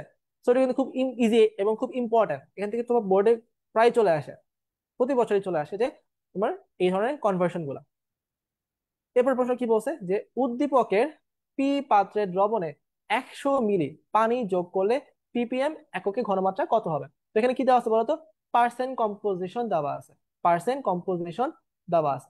তো 20% মানে কি, 20% মানে হচ্ছে 100 মিলি। আমার হচ্ছে পেনটা একটু প্রবলেম করতেছে, ওকে হ্যাঁ, দেখি আমরা 20 মিলি দ্রবণের মধ্যে, সরি 100 মিলি দ্রবণের মধ্যে তোমার কি বলতো, 20 মিলি সালফিউরিক অ্যাসিড, সরি 20 মিলি না, 20 গ্রাম, 20 মিলি না, 20 গ্রাম দ্রব্য আছে। সুতরাং বলতো 200 মিলিতে, সুতরাং 200 ml এর মধ্যে কি বলতো তোমার 40 গ্রাম সালফিউরিক অ্যাসিড আছে, সালফিউরিক অ্যাসিড আছে। এখন দেখো 200 মিলি দ্রবণের মধ্যে সালফিউরিক অ্যাসিড আছে কি কতটুকু বলতো তোমার, 40 গ্রাম। এখন তুমি যদি 100 মিলি পানি যোগ করো তাহলে কি হবে বলতো, এই 200 সাথে 100 যোগ করলে কত হবে, 300 মিলি হবে না, 300 মিলি হবে না। সো 300 মিলি দ্রবণে আলটিমেটলি তোমার কতটুকু, 40 গ্রাম সালফিউরিক অ্যাসিড থাকবে। তো তাহলে কি করতে হবে, ppm মানে কি, 300 মিলিতে আছে 40 গ্রাম, তাহলে কি সেখান থেকে কনভার্ট করতে হবে কি আগের মতো, 1000 মিলিতে কত গ্রাম, সেখান থেকে কি 1000 দ্বারা গুণ করলে মিলিগ্রামে কনভার্ট করতে পারবা। বুঝতে পারছো সবাই, সবাই বুঝতে পারছো? তো 300 মিলিতে কতটুকু আছে, 40 গ্রাম, সুতরাং সেখান থেকে 1000 মিলিতে কত গ্রাম, 1000 গ্রাম থেকে তোমার হচ্ছে কি বলতো, তোমার 1000 দ্বারা গুণ করে মিলিগ্রামে কনভার্ট করলে কি সেটা ppm এককে তোমার ঘনমাত্রাটা হয়ে যাবে। বুঝে গেছে? তো তারপর দেখি আমরা কি বলছে, এ পাত্রে কতটুকু পানি যোগ করলে তা সেমি মোলার দ্রবণে পরিণত হবে। তো এখানে কি বলতো, 8%, 500 মিলি দেওয়া আছে। সো সবগুলো ম্যাথ সলভ করতে কিন্তু আমাদের অনেক সময় লাগবে, সো তোমাদের সলভ করে দিব না, তুমি বুঝতে পারছো এখানে কি করতে হবে আগের মতোই। ঠিক আছে, 8% পার্সেন্টে দেওয়া আছে, সেখান থেকে তোমাকে নিতে হবে কিসে বলতো, মোলারিটিতে নিতে হবে তোমাকে, মোলারিটিতে নিতে হবে, এবং সেখান থেকে তোমাকে হচ্ছে কি বলতো আহ কনভার্সন করে নিতে হবে। তো তোমরা চাইলে হচ্ছে কিন্তু হচ্ছে S1V1 এই ফর্মুলা ইউজ করতে পারো, S1V1 = S2V2, এটা অ্যাড করলেও এই ফর্মুলা ইউজ করলে তোমরা কি বলতো এই জিনিসটা, এই ম্যাথটা করতে পারবা। ঠিক আছে, তো এই ম্যাথগুলো তোমরা হচ্ছে প্র্যাকটিস করবা, তোমাদেরকে যেহেতু হচ্ছে দিয়ে দিব পিডিএফটা, তো তোমরা হচ্ছে এই ম্যাথগুলো নিজেরা একটু প্র্যাকটিস করবা। তাহলে হচ্ছে তোমাদের কি বলতো, বেসিক্যালি ইম্পর্টেন্ট, দেখো খেয়াল করো তোমাদের এগুলো সবগুলো কিন্তু বোর্ডে আসছিল, সবগুলো প্রশ্ন এখানে দেখতে পাচ্ছ সেগুলো বোর্ডে আসছিল। তো তোমরা যদি এগুলো সলভ করো তোমাদের কিন্তু হচ্ছে একটা ভালো প্র্যাকটিস রিভিউ সেশন হয়ে যাবে। ঠিক আছে, আচ্ছা সেগুলো সলভ করে দিলাম না, সলভ করতে গেলে অনেক সময় লাগবে, তোমরা নিজেরা একটু পাশে দেখে নিও। তারপর দেখি আমরা জারণ বিজারণ বিক্রিয়া, জারণ বিজারণ বিক্রিয়া। তো এখানে তোমার কি বলতো, খুব ইম্পর্টেন্ট দুইটা জারণ বিজারণ বিক্রিয়া মাথায় রাখা লাগবে, এখান থেকে প্রতি বছরই বোর্ডে প্রশ্ন আসে। কোন দুটো জারণ বিজারণ বিক্রিয়া বলতেছে, ঠিক আছে।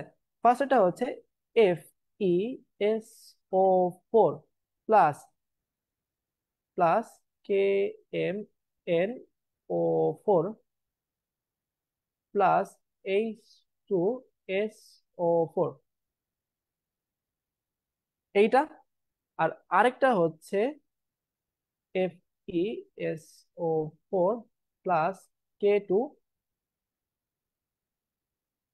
Cr2O7 plus H2SO4। Most important দুইটা জারণ বিজারণ বিক্রিয়া। এই দুটো জারণ বিজারণ বিক্রিয়া তোমাকে সমতা করা শিখতে হবে এবং ফুল রিঅ্যাকশনটা দেখা শিখতে হবে। ঠিক আছে, মোস্ট ইম্পর্টেন্ট। তোমরা হচ্ছে আর কোনো জারণ বিজারণ বিক্রিয়া পড়ো না পড়ো, এই দুইটা যদি পড়ো, আশা করা যায় 50% যে এখান থেকে প্রশ্ন আসার সম্ভাবনা আছে। ঠিক আছে, তো দেখি আমরা ফার্স্টটা কি হবে। ফার্স্টটা এখানে কি হবে বলতো? এখানে হবে Fe2SO4 SO4 প্লাস K2SO4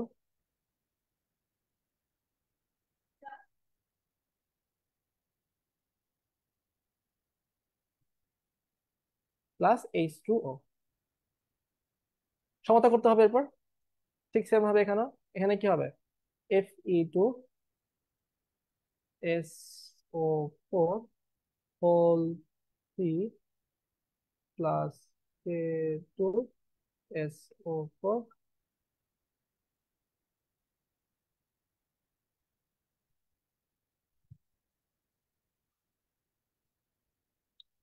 তো এরপর এটাকে সমতা করতে হবে। তো তোমরা হচ্ছে নিজের সমতা করা শিখো, আমি কিন্তু হচ্ছে করতে পারবো, বাট তোমরা হচ্ছে একটু প্র্যাকটিস করো।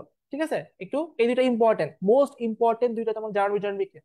এই দুইটা যদি ভালোভাবে বুঝতে পারো, তোমাদের আশা করা যায় এখান থেকে তোমার প্রতি বছর প্রশ্ন আসে এই দুইটার মধ্যে একটা থেকে। সো আমাদের এই দুইটা ভালোভাবে শিখতে হবে। দেখি আমরা ফার্স্ট অফ অল কি বলছে।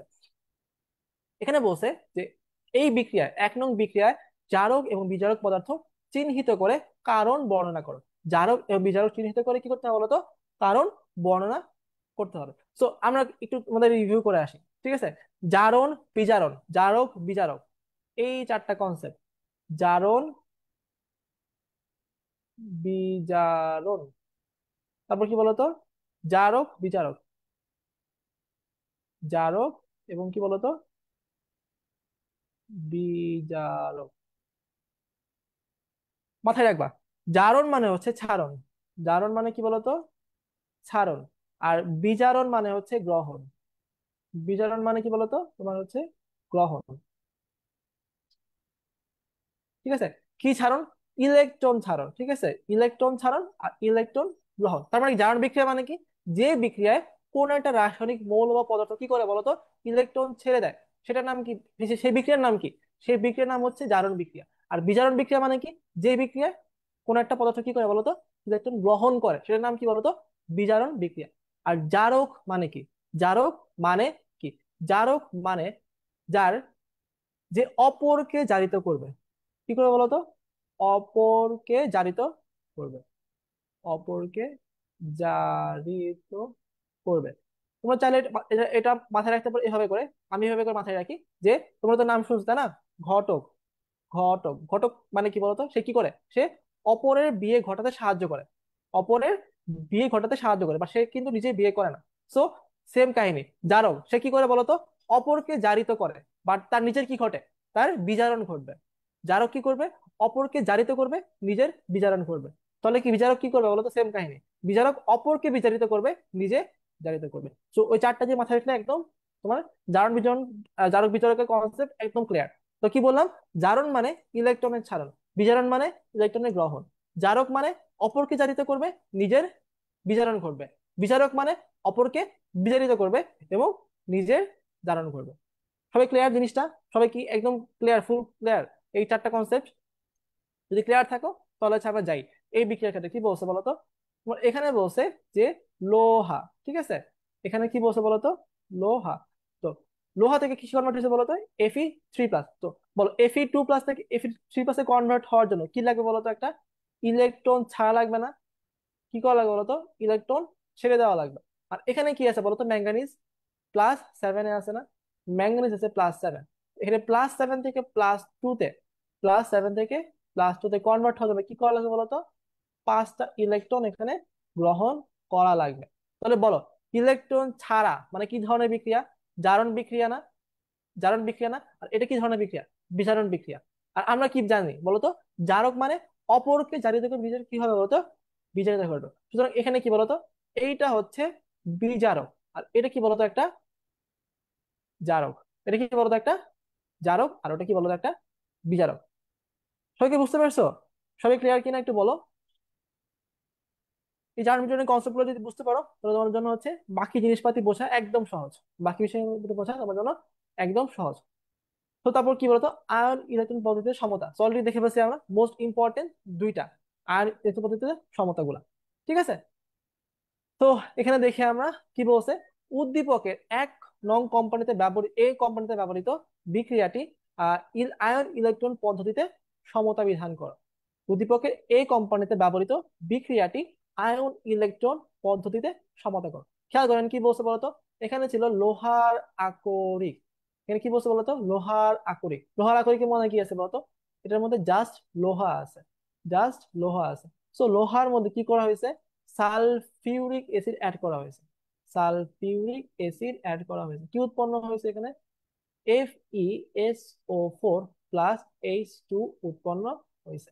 এরপর কি করছে, এই FeSO4 কে টাইট্রেশন করা হয়েছে। ঠিক আছে, এই FeSO4 কে টাইট্রেশন করা হয়েছে কার সাথে বলতো, KMnO4 এর সাথে। এবং কি করতে বলছে, এই যে জারণ বিজারণ বিক্রিয়াটা তোমাকে ফুল লিখতে বলছে। এইটা জারণ বিজারণ বিক্রিয়া কি করতে হবে বলতো, ফুল লিখতে হবে। সো অলরেডি তো বলছি তোমাদের, সাজেশন দিছি কি বলতো, দুইটা সাজেশন দিছিলাম না, যে KMnO4 আর K2Cr2O7 এর সাথে FeSO4 এর জারণ বিজারণ বিক্রিয়াটা খুব ইম্পর্টেন্ট। দেখছো কমন কিন্তু পড়ে গেছে অলরেডি। দেখছো ঢাকা বোর্ডে, রাজশাহী বোর্ডে হচ্ছে কমন পড়ে গেছে। এবং অন্য কোনো কিছু কমন পড়ুক না পড়ুক, এটা অবশ্যই কমন পড়বে, তোমাদের গ্যারান্টি দিয়ে বলা যাবে ইনশাল্লাহ। ঠিক আছে। সো কি করতে হবে বলতো, সমতা বিক্রিয়াটা ফুল লিখতে হবে, সমতাটা ফুল লিখতে হবে। আচ্ছা, সো এখানে কি বলছে, গ নাম্বারে কি বলছে, উদ্দীপকের বি এবং সি পাত্রে দ্রবণের সংঘটিত বিক্রিয়া আয়ন ইলেকট্রন পদ্ধতিতে সমতা বিধান করো। দেখো এগেইন একটা কমন পড়ে গেছে। কুমিল্লা বোর্ডে যা, এই যে কুমিল্লা বোর্ডে কেউ আছে এখানে, কুমিল্লা বোর্ডে কি এখানে আসো? ঠিক আছে, তোমাদের প্রশ্ন সবচেয়ে হার্ড আসে না? দেখছো স্টিল হচ্ছে এই জায়গায় কিন্তু যত প্রশ্ন হার্ড আসুক কমন কিন্তু পড়বেই।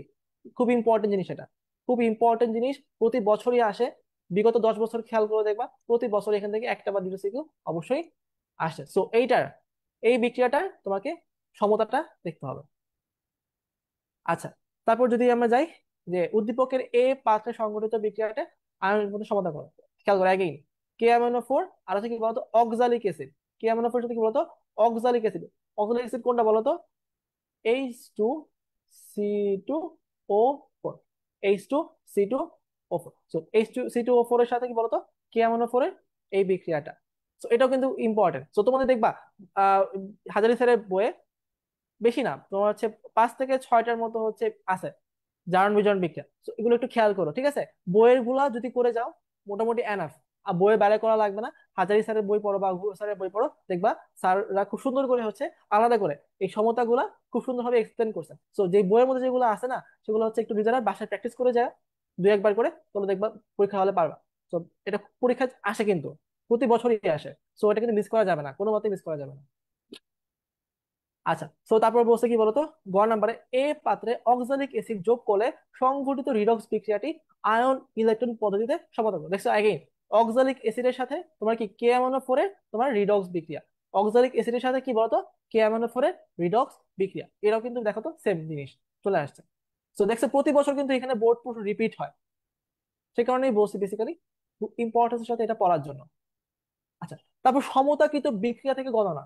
তাতে কিন্তু আমি সমতা করছি ভালো কথা, বাট এখন তোমার কি আছে বলতো, সমতা করছো ভালো কথা, বাট এখন তোমাকে টাইট্রেশন থেকে তোমাকে হিসাব করতে হবে, যে যদি কত গ্রাম থেকে কত গ্রাম বা কত লিটার থেকে কত লিটার উৎপন্ন হবে বা এই জিনিসগুলা। ঠিক আছে। তো এখানে তোমাকে বলতে গিয়ে উদ্দীপকের খেয়াল করো টেবিলের মধ্যে কি বলছে, দুটা কোম্পানির কথা বলছে। লোহার আকরিক কি করছে, লোহার আকরিককে সালফিউরিক অ্যাসিড যোগ করছে, যোগ করার পরে কি করছে, টাইট্রেশন করছে। টাইট্রেশন জন্য কতটুকু লাগছে এখানে, এবং টাইট্রেশন যাবতীয় বিকারকে সব ডিটেলস দেওয়া আছে। সো তোমাকে প্রশ্ন গতে বলছে যে উদ্দীপকের কোন কোম্পানির আকরিক থেকে আয়রন উৎপাদন বেশি লাভজনক হবে, কোন কোম্পানির আকরিক থেকে আয়রন উৎপাদন বেশি লাভজনক হবে। খেয়াল করো তোমাদের কিন্তু অলরেডি বলছি এই কোম্পানির ক্ষেত্রে কি করছে, কোম্পানি এর ক্ষেত্রে যেটা হয়েছে, লোহার সাথে যখন সালফিউরিক অ্যাসিড যোগ করছে কি কনভার্ট হয়েছে, এটা FeSO4 এ কনভার্ট হয়ে গেছে। এবং এই FeSO4 এর সাথে এফ কি বিক্রিয়া করছে বলতো, কে মানে ফোর সাথে বিক্রিয়া করছে। আর বিতে বিক্রিয়া করছে কার সাথে বলতো, K2Cr2O7। সো বিক্রিয়াগুলো আমরা যাই একটু, ঠিক আছে। বিক্রিয়াগুলো কোথায় বলতো, হ্যাঁ, এই বিক্রিয়া থেকে কি দেখতে পারতেছি বলতো, এই FeSO4 এর সাথে, এই FeSO4 এর সাথে KMnO4 এর একটা রিলেশন দেখতে পারতেছি। এই রিলেশনটা কিরকম জানো, তোমাদের যদি করতাম দেখতে পারতাম যে এখানে 5 আসতো, আর এখানে তোমার কি আসতো বলতো, 6 আসতো। এখানে 5 আসতো, এখানে কি বলতো, 6 আসতো। তাহলে এখান থেকে আমরা কি পাই, এখান থেকে আমরা কি পাই বলতে পারবা? এখান থেকে আমরা বলতে পারি যে তোমার 5 মোল FeSO4, 5 mole FeSO4 is equivalent to 1 mole KMnO4, 1 mole KMnO4। again ঠিক সেম ভাবে লিখতে পারতাম কি বলতো, 6 মোল FeSO4, 6 mole FeSO4 is equivalent to 1 mole K2Cr2O7। So এখান থেকে হিসাব করে আমরা করতে পারতাম কি জানো, তোমার আবার লোহার সাথে FeSO4 এর সাথে কার সম্পর্ক আছে, এই FeSO4 এর সাথে সম্পর্ক আছে লোহার। 1 মোল লোহা থেকে 1 মোল FeSO4 উৎপন্ন হয়। সো এখান থেকে আমি তোমার বিশুদ্ধ লোহার পরিমাণ বের করে ফেলতে পারতাম, বিশুদ্ধ লোহার পরিমাণ বের করে ফেলতে পারতাম। এরপর কি বলতো, কিন্তু লোহার আকরিক পরিমাণ দেওয়া আছে, তো এখানে পার্সেন্টেজ কম্পোজিশন বের করতে পারতাম যে কত পার্সেন্ট বিশুদ্ধ, এ কোম্পানির ক্ষেত্রে কত পার্সেন্ট বিশুদ্ধ, বি কোম্পানির ক্ষেত্রে কত পার্সেন্ট বিশুদ্ধ।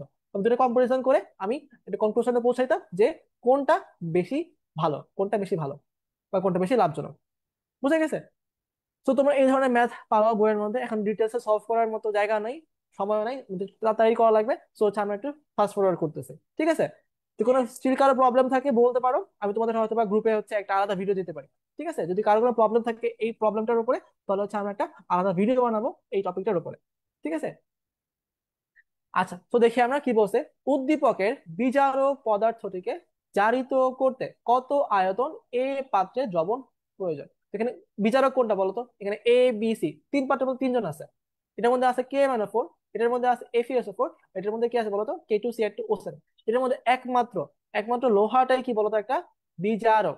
তো বলছে বিজারককে জারিত করতে কত আয়তন এ পাত্রে, অর্থাৎ কি K-4 কতটুকু প্রয়োজন।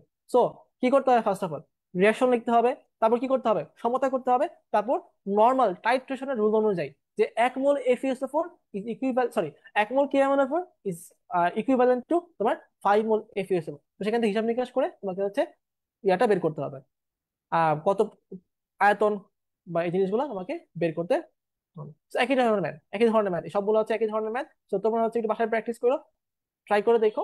আর যদি কোনো প্রবলেম থাকে জানাও, তোমাদের জন্য আলাদা ভিডিও বানাবো এই টপিকটার উপরে। আর আজকে হচ্ছে এত ডিটেলসে সবগুলো করানোর সময় কিন্তু আমাদের হাতে নাই। আর তোমরা হচ্ছে সাইট দেখে ট্রাই করো, বই দেখে ট্রাই করো, তোমার টেস্ট পেপারে দেখবা এই ধরনের প্রশ্ন আছে, অনেক সলভ আছে। তো তোমার নিজের একটু ট্রাই করে দেখো, প্রবলেম থাকে আমাকে জানাবা, জাস্ট আমি তোমাদের জন্য একটা ভিডিও আপলোড করে দেবো, ঠিক আছে। সব ঠিক আছে বলো, যাচ্ছি পরে। আয়োডোমিতি এবং আয়োডিমিতি, ঠিক আছে। এখানে নামের মধ্যে কিন্তু তোমার হচ্ছে খুব ইম্পর্টেন্ট দুটো জিনিস মেসেজ আছে। আয়োডো, ডু মানে তোমার আয়োডিনের ঘনমাত্রা তোমাকে জানা নাই, তোমাকে বের করতে হবে।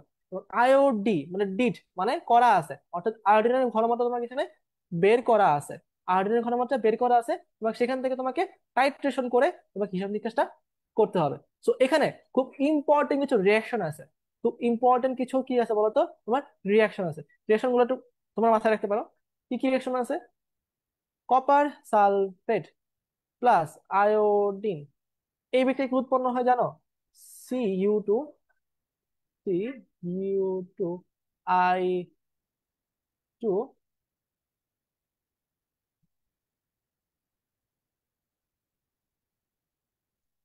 সরি সরি এখানে ভুল লিখছি একটু। বেসিক্যালি রিয়াকশনটা হবে হচ্ছে তোমার আহ কেআই এর সাথে, ঠিক আছে, I2 এর সাথে না, সেই কারণে তো বলতেছিলাম যে একটু একটু ভুল হয়ে গেছে।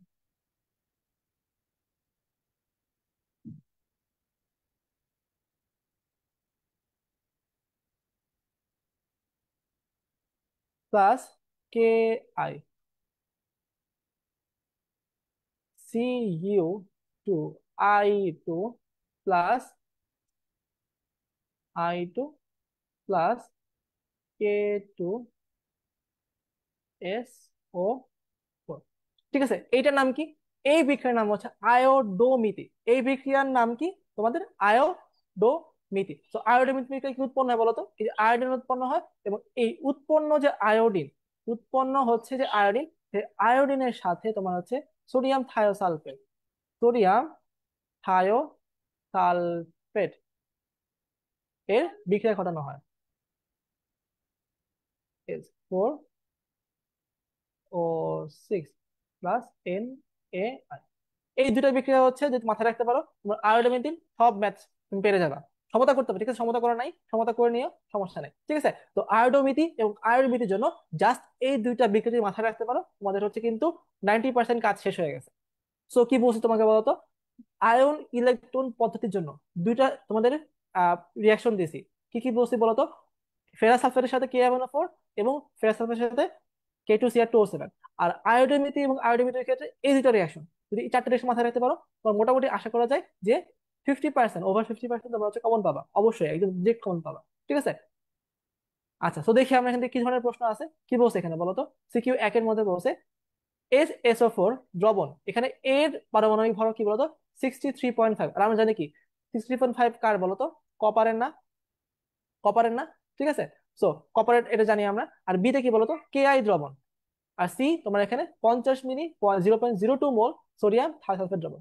তোমাকে এখানে বলছে যে A2+ দ্রবণের, সরি আয়নের পরিমাণ নির্ণয় বি দ্রবণের প্রয়োজন আছে কিনা বিক্রিয়া সহকারে যৌক্তিকতা বিশ্লেষণ করতে হবে। তো খেয়াল করো তো, বি কি? Potassium iodide. আর এ কি? কপার সালফেট না? তো খেয়াল করো যে কপার সালফেট আর কি বলতো তোমার? Copper iodide. তো তাহলে কি বলতো, যৌক্তিকতা আছে কিনা? হ্যাঁ, যৌক্তিকতা হচ্ছে আছে, ঠিক আছে। আচ্ছা, তো এখানে তোমার কি বলতো, কোন কোম্পানির টিংচার আয়োডিনে আয়োডিনের ঘনমাত্রা সর্বাধিক? তো এখানে তুমি সেম ম্যাথ, তোমাকে এই দুইটা রিঅ্যাকশন লিখতে হবে। ফার্স্ট অফ অল কি করতে হবে বলতো? এই দুইটা রিঅ্যাকশন লিখতে হবে। তো এখানে কমন কি বলতো? আয়োডিন। তো এইখান থেকে তোমাকে হচ্ছে টাইট্রেশনের যে ফর্মুলা লিখো না, ফর্মুলা ডেভেলপ করতে হবে। ফর্মুলা ডেভেলপ করলে তুমি হচ্ছে খুব ইজিলি জিনিসটা সলভ করতে পারবা। তো এই ম্যাথগুলো হচ্ছে এরকমই, তোমরা হচ্ছে একটু বাসায় ট্রাই করে দেখো। আচ্ছা, তোমার যারা আগে পড়ো নাই আয়োডোমিতি বা আয়োডোমিটি, তোমাদের জন্য সাজেশন হচ্ছে, তোমার যেটা বললাম না দুইটা বিক্রিয়ার কথা, এই দুইটা বিক্রিয়া তোমরা সমতা করবা। সমতা করবা এবং ভালোভাবে এটা আত্মস্থ করবা। এবং নর্মাল টাইট্রেশনের রুল আছে না? যদি আমি বলতাম, তোমাকে এখানে বলতাম যে NaCl, মনে করো হচ্ছে এখানে NO ও H প্লাস মনে করো হচ্ছে HCl, এখানে কি উৎপন্ন হবে? এখানে NaCl প্লাস H2O উৎপন্ন হয়। এখান থেকে কি পাই বলতো? এখান থেকে আমরা পাই যে 1 মোল সোডিয়াম হাইড্রোক্সাইড থেকে আমি কি পাই বলতো? 1 মোল সোডিয়াম ক্লোরাইড বা 1 মোল সোডিয়াম হাইড্রোক্সাইডের সাথে 1 মোল ACl বিক্রিয়া করে কি উৎপন্ন করে? 1 মোল NaCl, 1 মোল H2O। তো এই ধরনের রিলেশন গুলো বিল্ড আপ করলেই তুমি দেখবা সবগুলো সলভ করতে পারবা, ঠিক আছে? সো এটা এক্সক্লুসিভ কিছু না। জাস্ট আয়োডোমিথি মানে তোমার হচ্ছে তোমার এই জারণ বিজারণ বিক্রিয়ার মধ্যে কি আছে? আয়োডিন হয় আছে, নাহলে আয়োডিন তুমি উৎপন্ন করতেছো, ঠিক আছে? আইদার টু অফ দিস, এটাই খালি পার্থক্য, ঠিক আছে? খুব বেশি কিছু না। তো তোমাদের যদি প্রবলেম থাকে, তোমরা হচ্ছে একটু বইটা দেখবে, বইয়ের মধ্যে দেখবে সলভ, এই ধরনের প্রবলেম সলভ করা আছে বেশ কয়েকটা, দেখে নিতে পারো। আচ্ছা, সো অম্ল ক্ষার টাইট্রেশন, ঠিক আছে? অম্ল ক্ষার টাইট্রেশন, তো আমরা খুব কমন টাইপের জিনিসপাতি এগুলা। সো কি বলছে? পাত্র 1 এর দ্রবণকে পাত্র B এর দ্রবণ দ্বারা টাইট্রেট করতে কোন ধরনের নির্দেশক উপযোগী? আচ্ছা, সো এখানে কিন্তু অনেকগুলো কনসেপ্ট চলে আসে। নির্দেশক, ঠিক আছে? আমরা একটু আগের পেজে যাই আবার, একটু আমাদের লেখা লাগবে, ঠিক আছে? আমরা একটু মুছে ফেলি।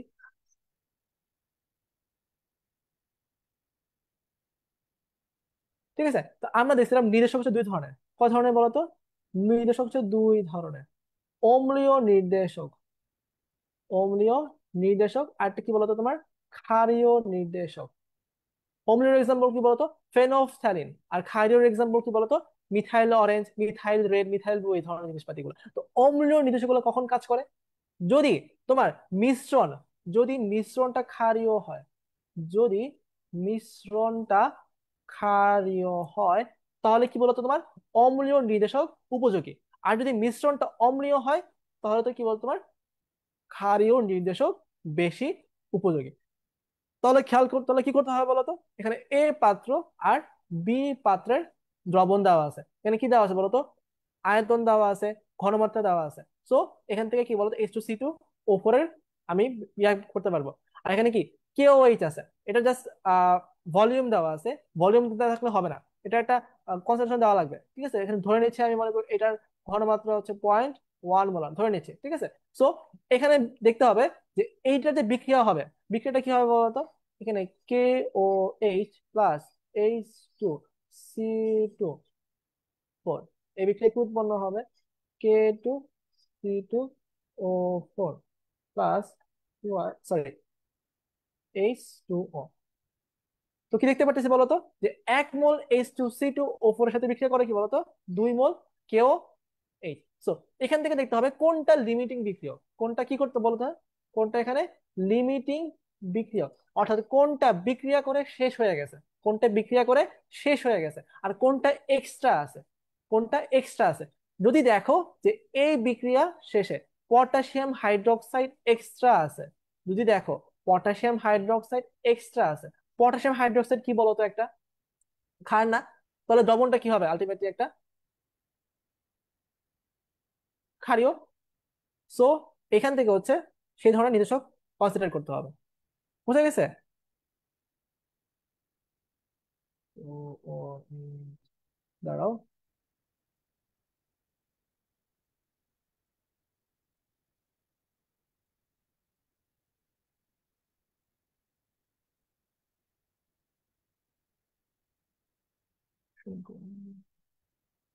আচ্ছা, পরেরটাতে যাচ্ছি আমরা। পরেরটার মধ্যে কি বলছে বলতো, এখানে এ দ্রবণকে বি দ্রবণ দ্বারা টাইট্রেশন করতে উপযুক্ত নির্দেশক কোনটা হবে? একই কাহিনী, তোমাকে বের করতে হবে সালফিউরিক অ্যাসিড কত মোল আছে, সোডিয়াম হাইড্রোক্সাইড কত মোল আছে, কত মোল কত মোল প্রশমিত করতেছে, কোনটা লিমিটিং নিয়ে যায়। যেটা লিমিটিং থাকবে সেটার অপোজিটটা তোমার কি হবে বলতো, তোমার পারফেক্ট নির্দেশক হিসেবে কাজ করবে। একই ধরনের ম্যাথ, একই ধরনের ম্যাথ এগুলা। দুটো এমসিকিউ চলে আসছে এখানে, তোমরা দেখতে পারো এখানে এমসিকিউ গুলা তোমরা হচ্ছে সলভ করলে করতে পারবে।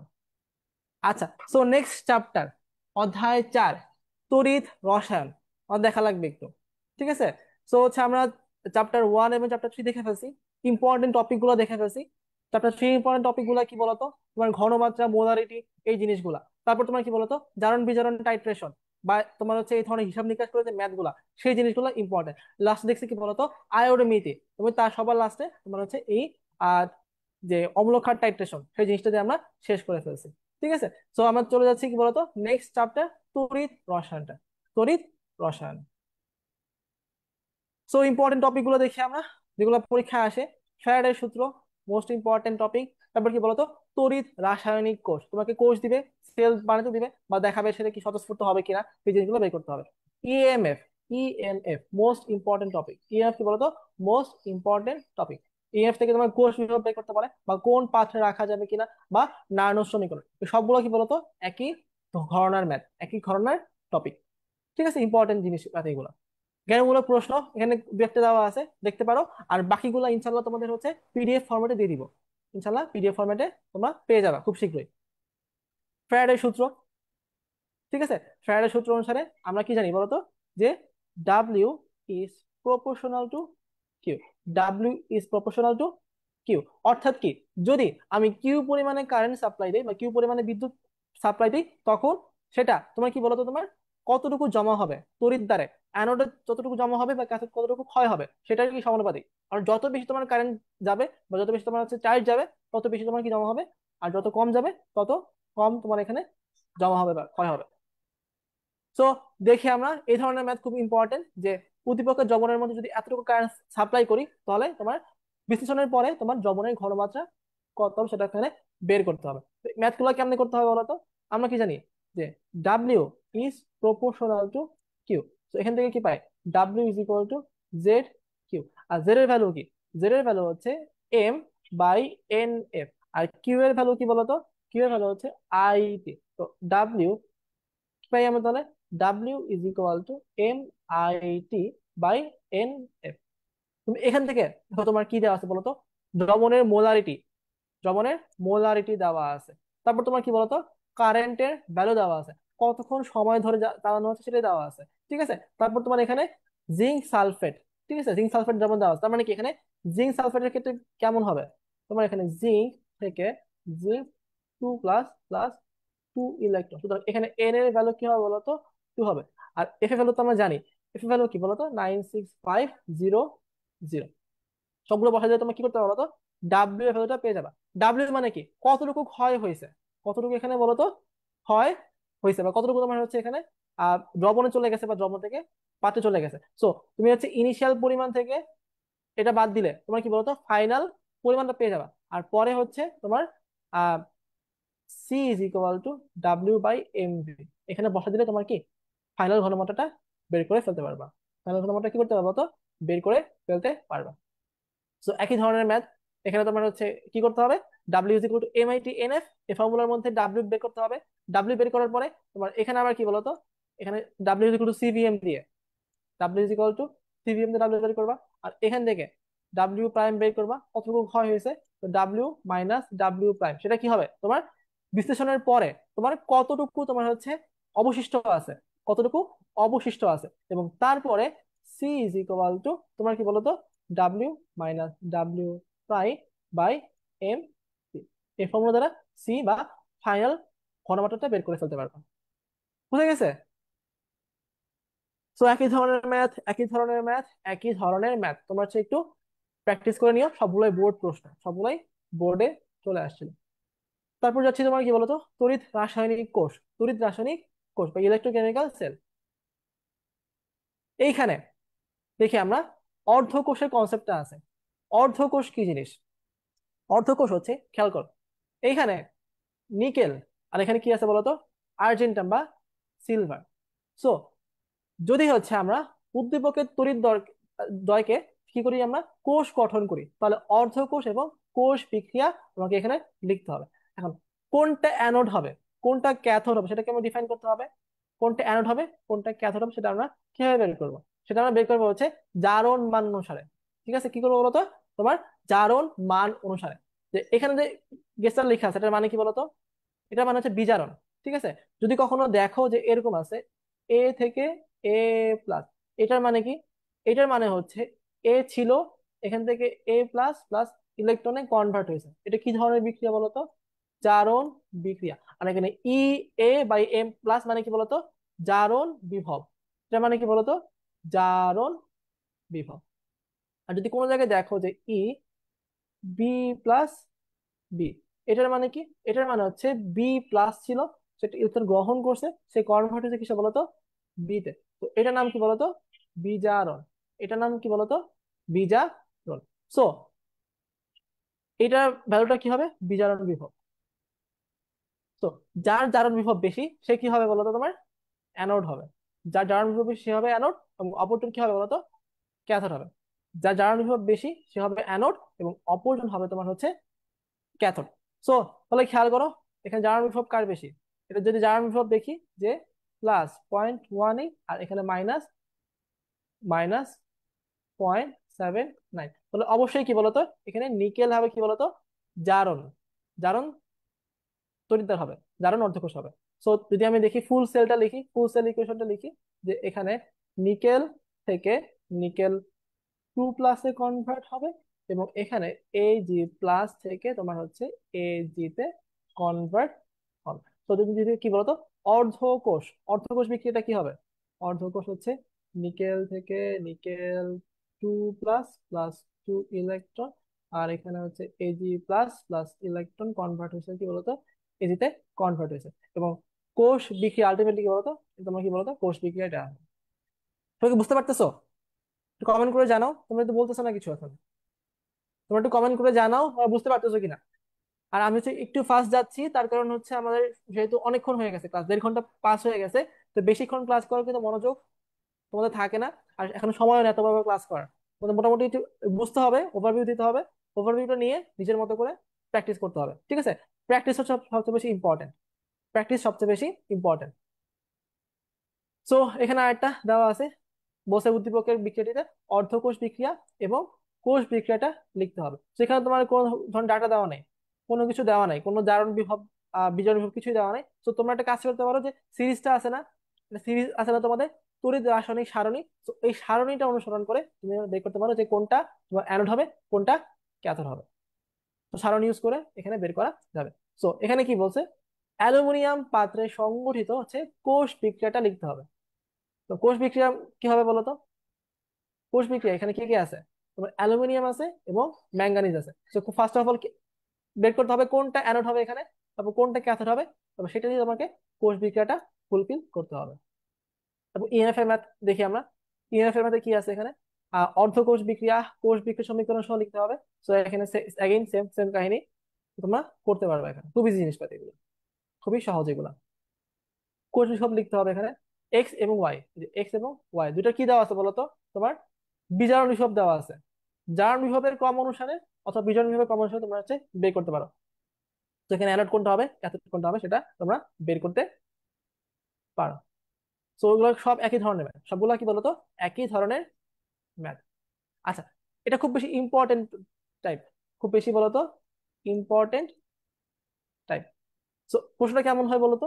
মনে করে এমন দেয়, এই পাত্র হচ্ছে এ ধাতুর তৈরি, আর মনে করো ভিতরে একটা সলিউশন রাখা হয়েছে বি এর তৈরি। তোমাকে প্রশ্নের মধ্যে বলা হয় এখানে যদি এ পাত্রের মধ্যে বি রাখা হয় তাহলে কি পাত্রের ক্ষয় হবে কিনা, পাত্রের ক্ষয় হবে কিনা, হবে কিনা। যদি হবে কখন?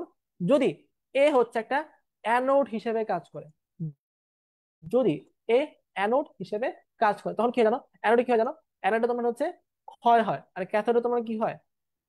জমা হয়। সো যদি এমন হয় যে এ থেকে এ প্লাসে কনভার্ট হচ্ছে এবং বি প্লাস থেকে বি তে কনভার্ট হচ্ছে, যদি এই কোষ বিক্রিয়াটা ভ্যালিড হয়, যদি এই কোষ বিক্রিয়াটা সঠিক হয়, অর্থাৎ কি বলছি বলতো? অর্থাৎ এই কোষ বিক্রিয়ার ক্ষেত্রে ইএমএফ এর ভ্যালু 0 ভোল্টের থেকে বেশি হয়, তাহলে কি হবে বলতো? বলতে পারবো যে আমাদের পাত্রে রাখা যাবে না। তখন কি বলবো বলতো? পাত্রে রাখা যাবে না। তার কারণ কি? যদি ইএমএফ ভ্যালু 0 থেকে বেশি হয় তার মানে কি বলতো? এখানে এ অ্যানোড হিসেবে কাজ করতেছে আর বি ক্যাথোড হিসেবে কাজ করতেছে, এবং আলটিমেটলি তোমার কি বলতো? পাত্রের ক্ষয় হবে। আর যদি হচ্ছে 0 থেকে ছোট হয় তার মানে কি ইএমএফ 0 নেগেটিভ, মানে কি এখানে বিক্রিয়াটা হবে না। বিক্রিয়াটা হওয়া না মানে কি পাত্রের মধ্যে রাখা যাবে। ঠিক আছে? তো এখানে এই ধরনের ম্যাথ আছে, তোমরা হচ্ছে একটু প্র্যাকটিস করে দেখতে পারো। তারপর কি বলতো? নার্নস্টের সমীকরণ খুব ইম্পর্টেন্ট জিনিস। যদি তাপমাত্রা যদি হচ্ছে আইডিয়াল না হয়, নন আইডিয়াল হয়, সেক্ষেত্রে তোমরা কি বলতো ই এর ভ্যালুটা কিভাবে বের করতে পারো? E is equal to E naught minus R2/NF into LN কে। এখানে কে মানে কি বলতো? তোমার রিয়াকশনের সাম্যাবস্থায় সাম্য ধ্রুবক। সাম্যাবস্থায় সাম্য ধ্রুবক, সাম্য ধ্রুবক কি জিনিস?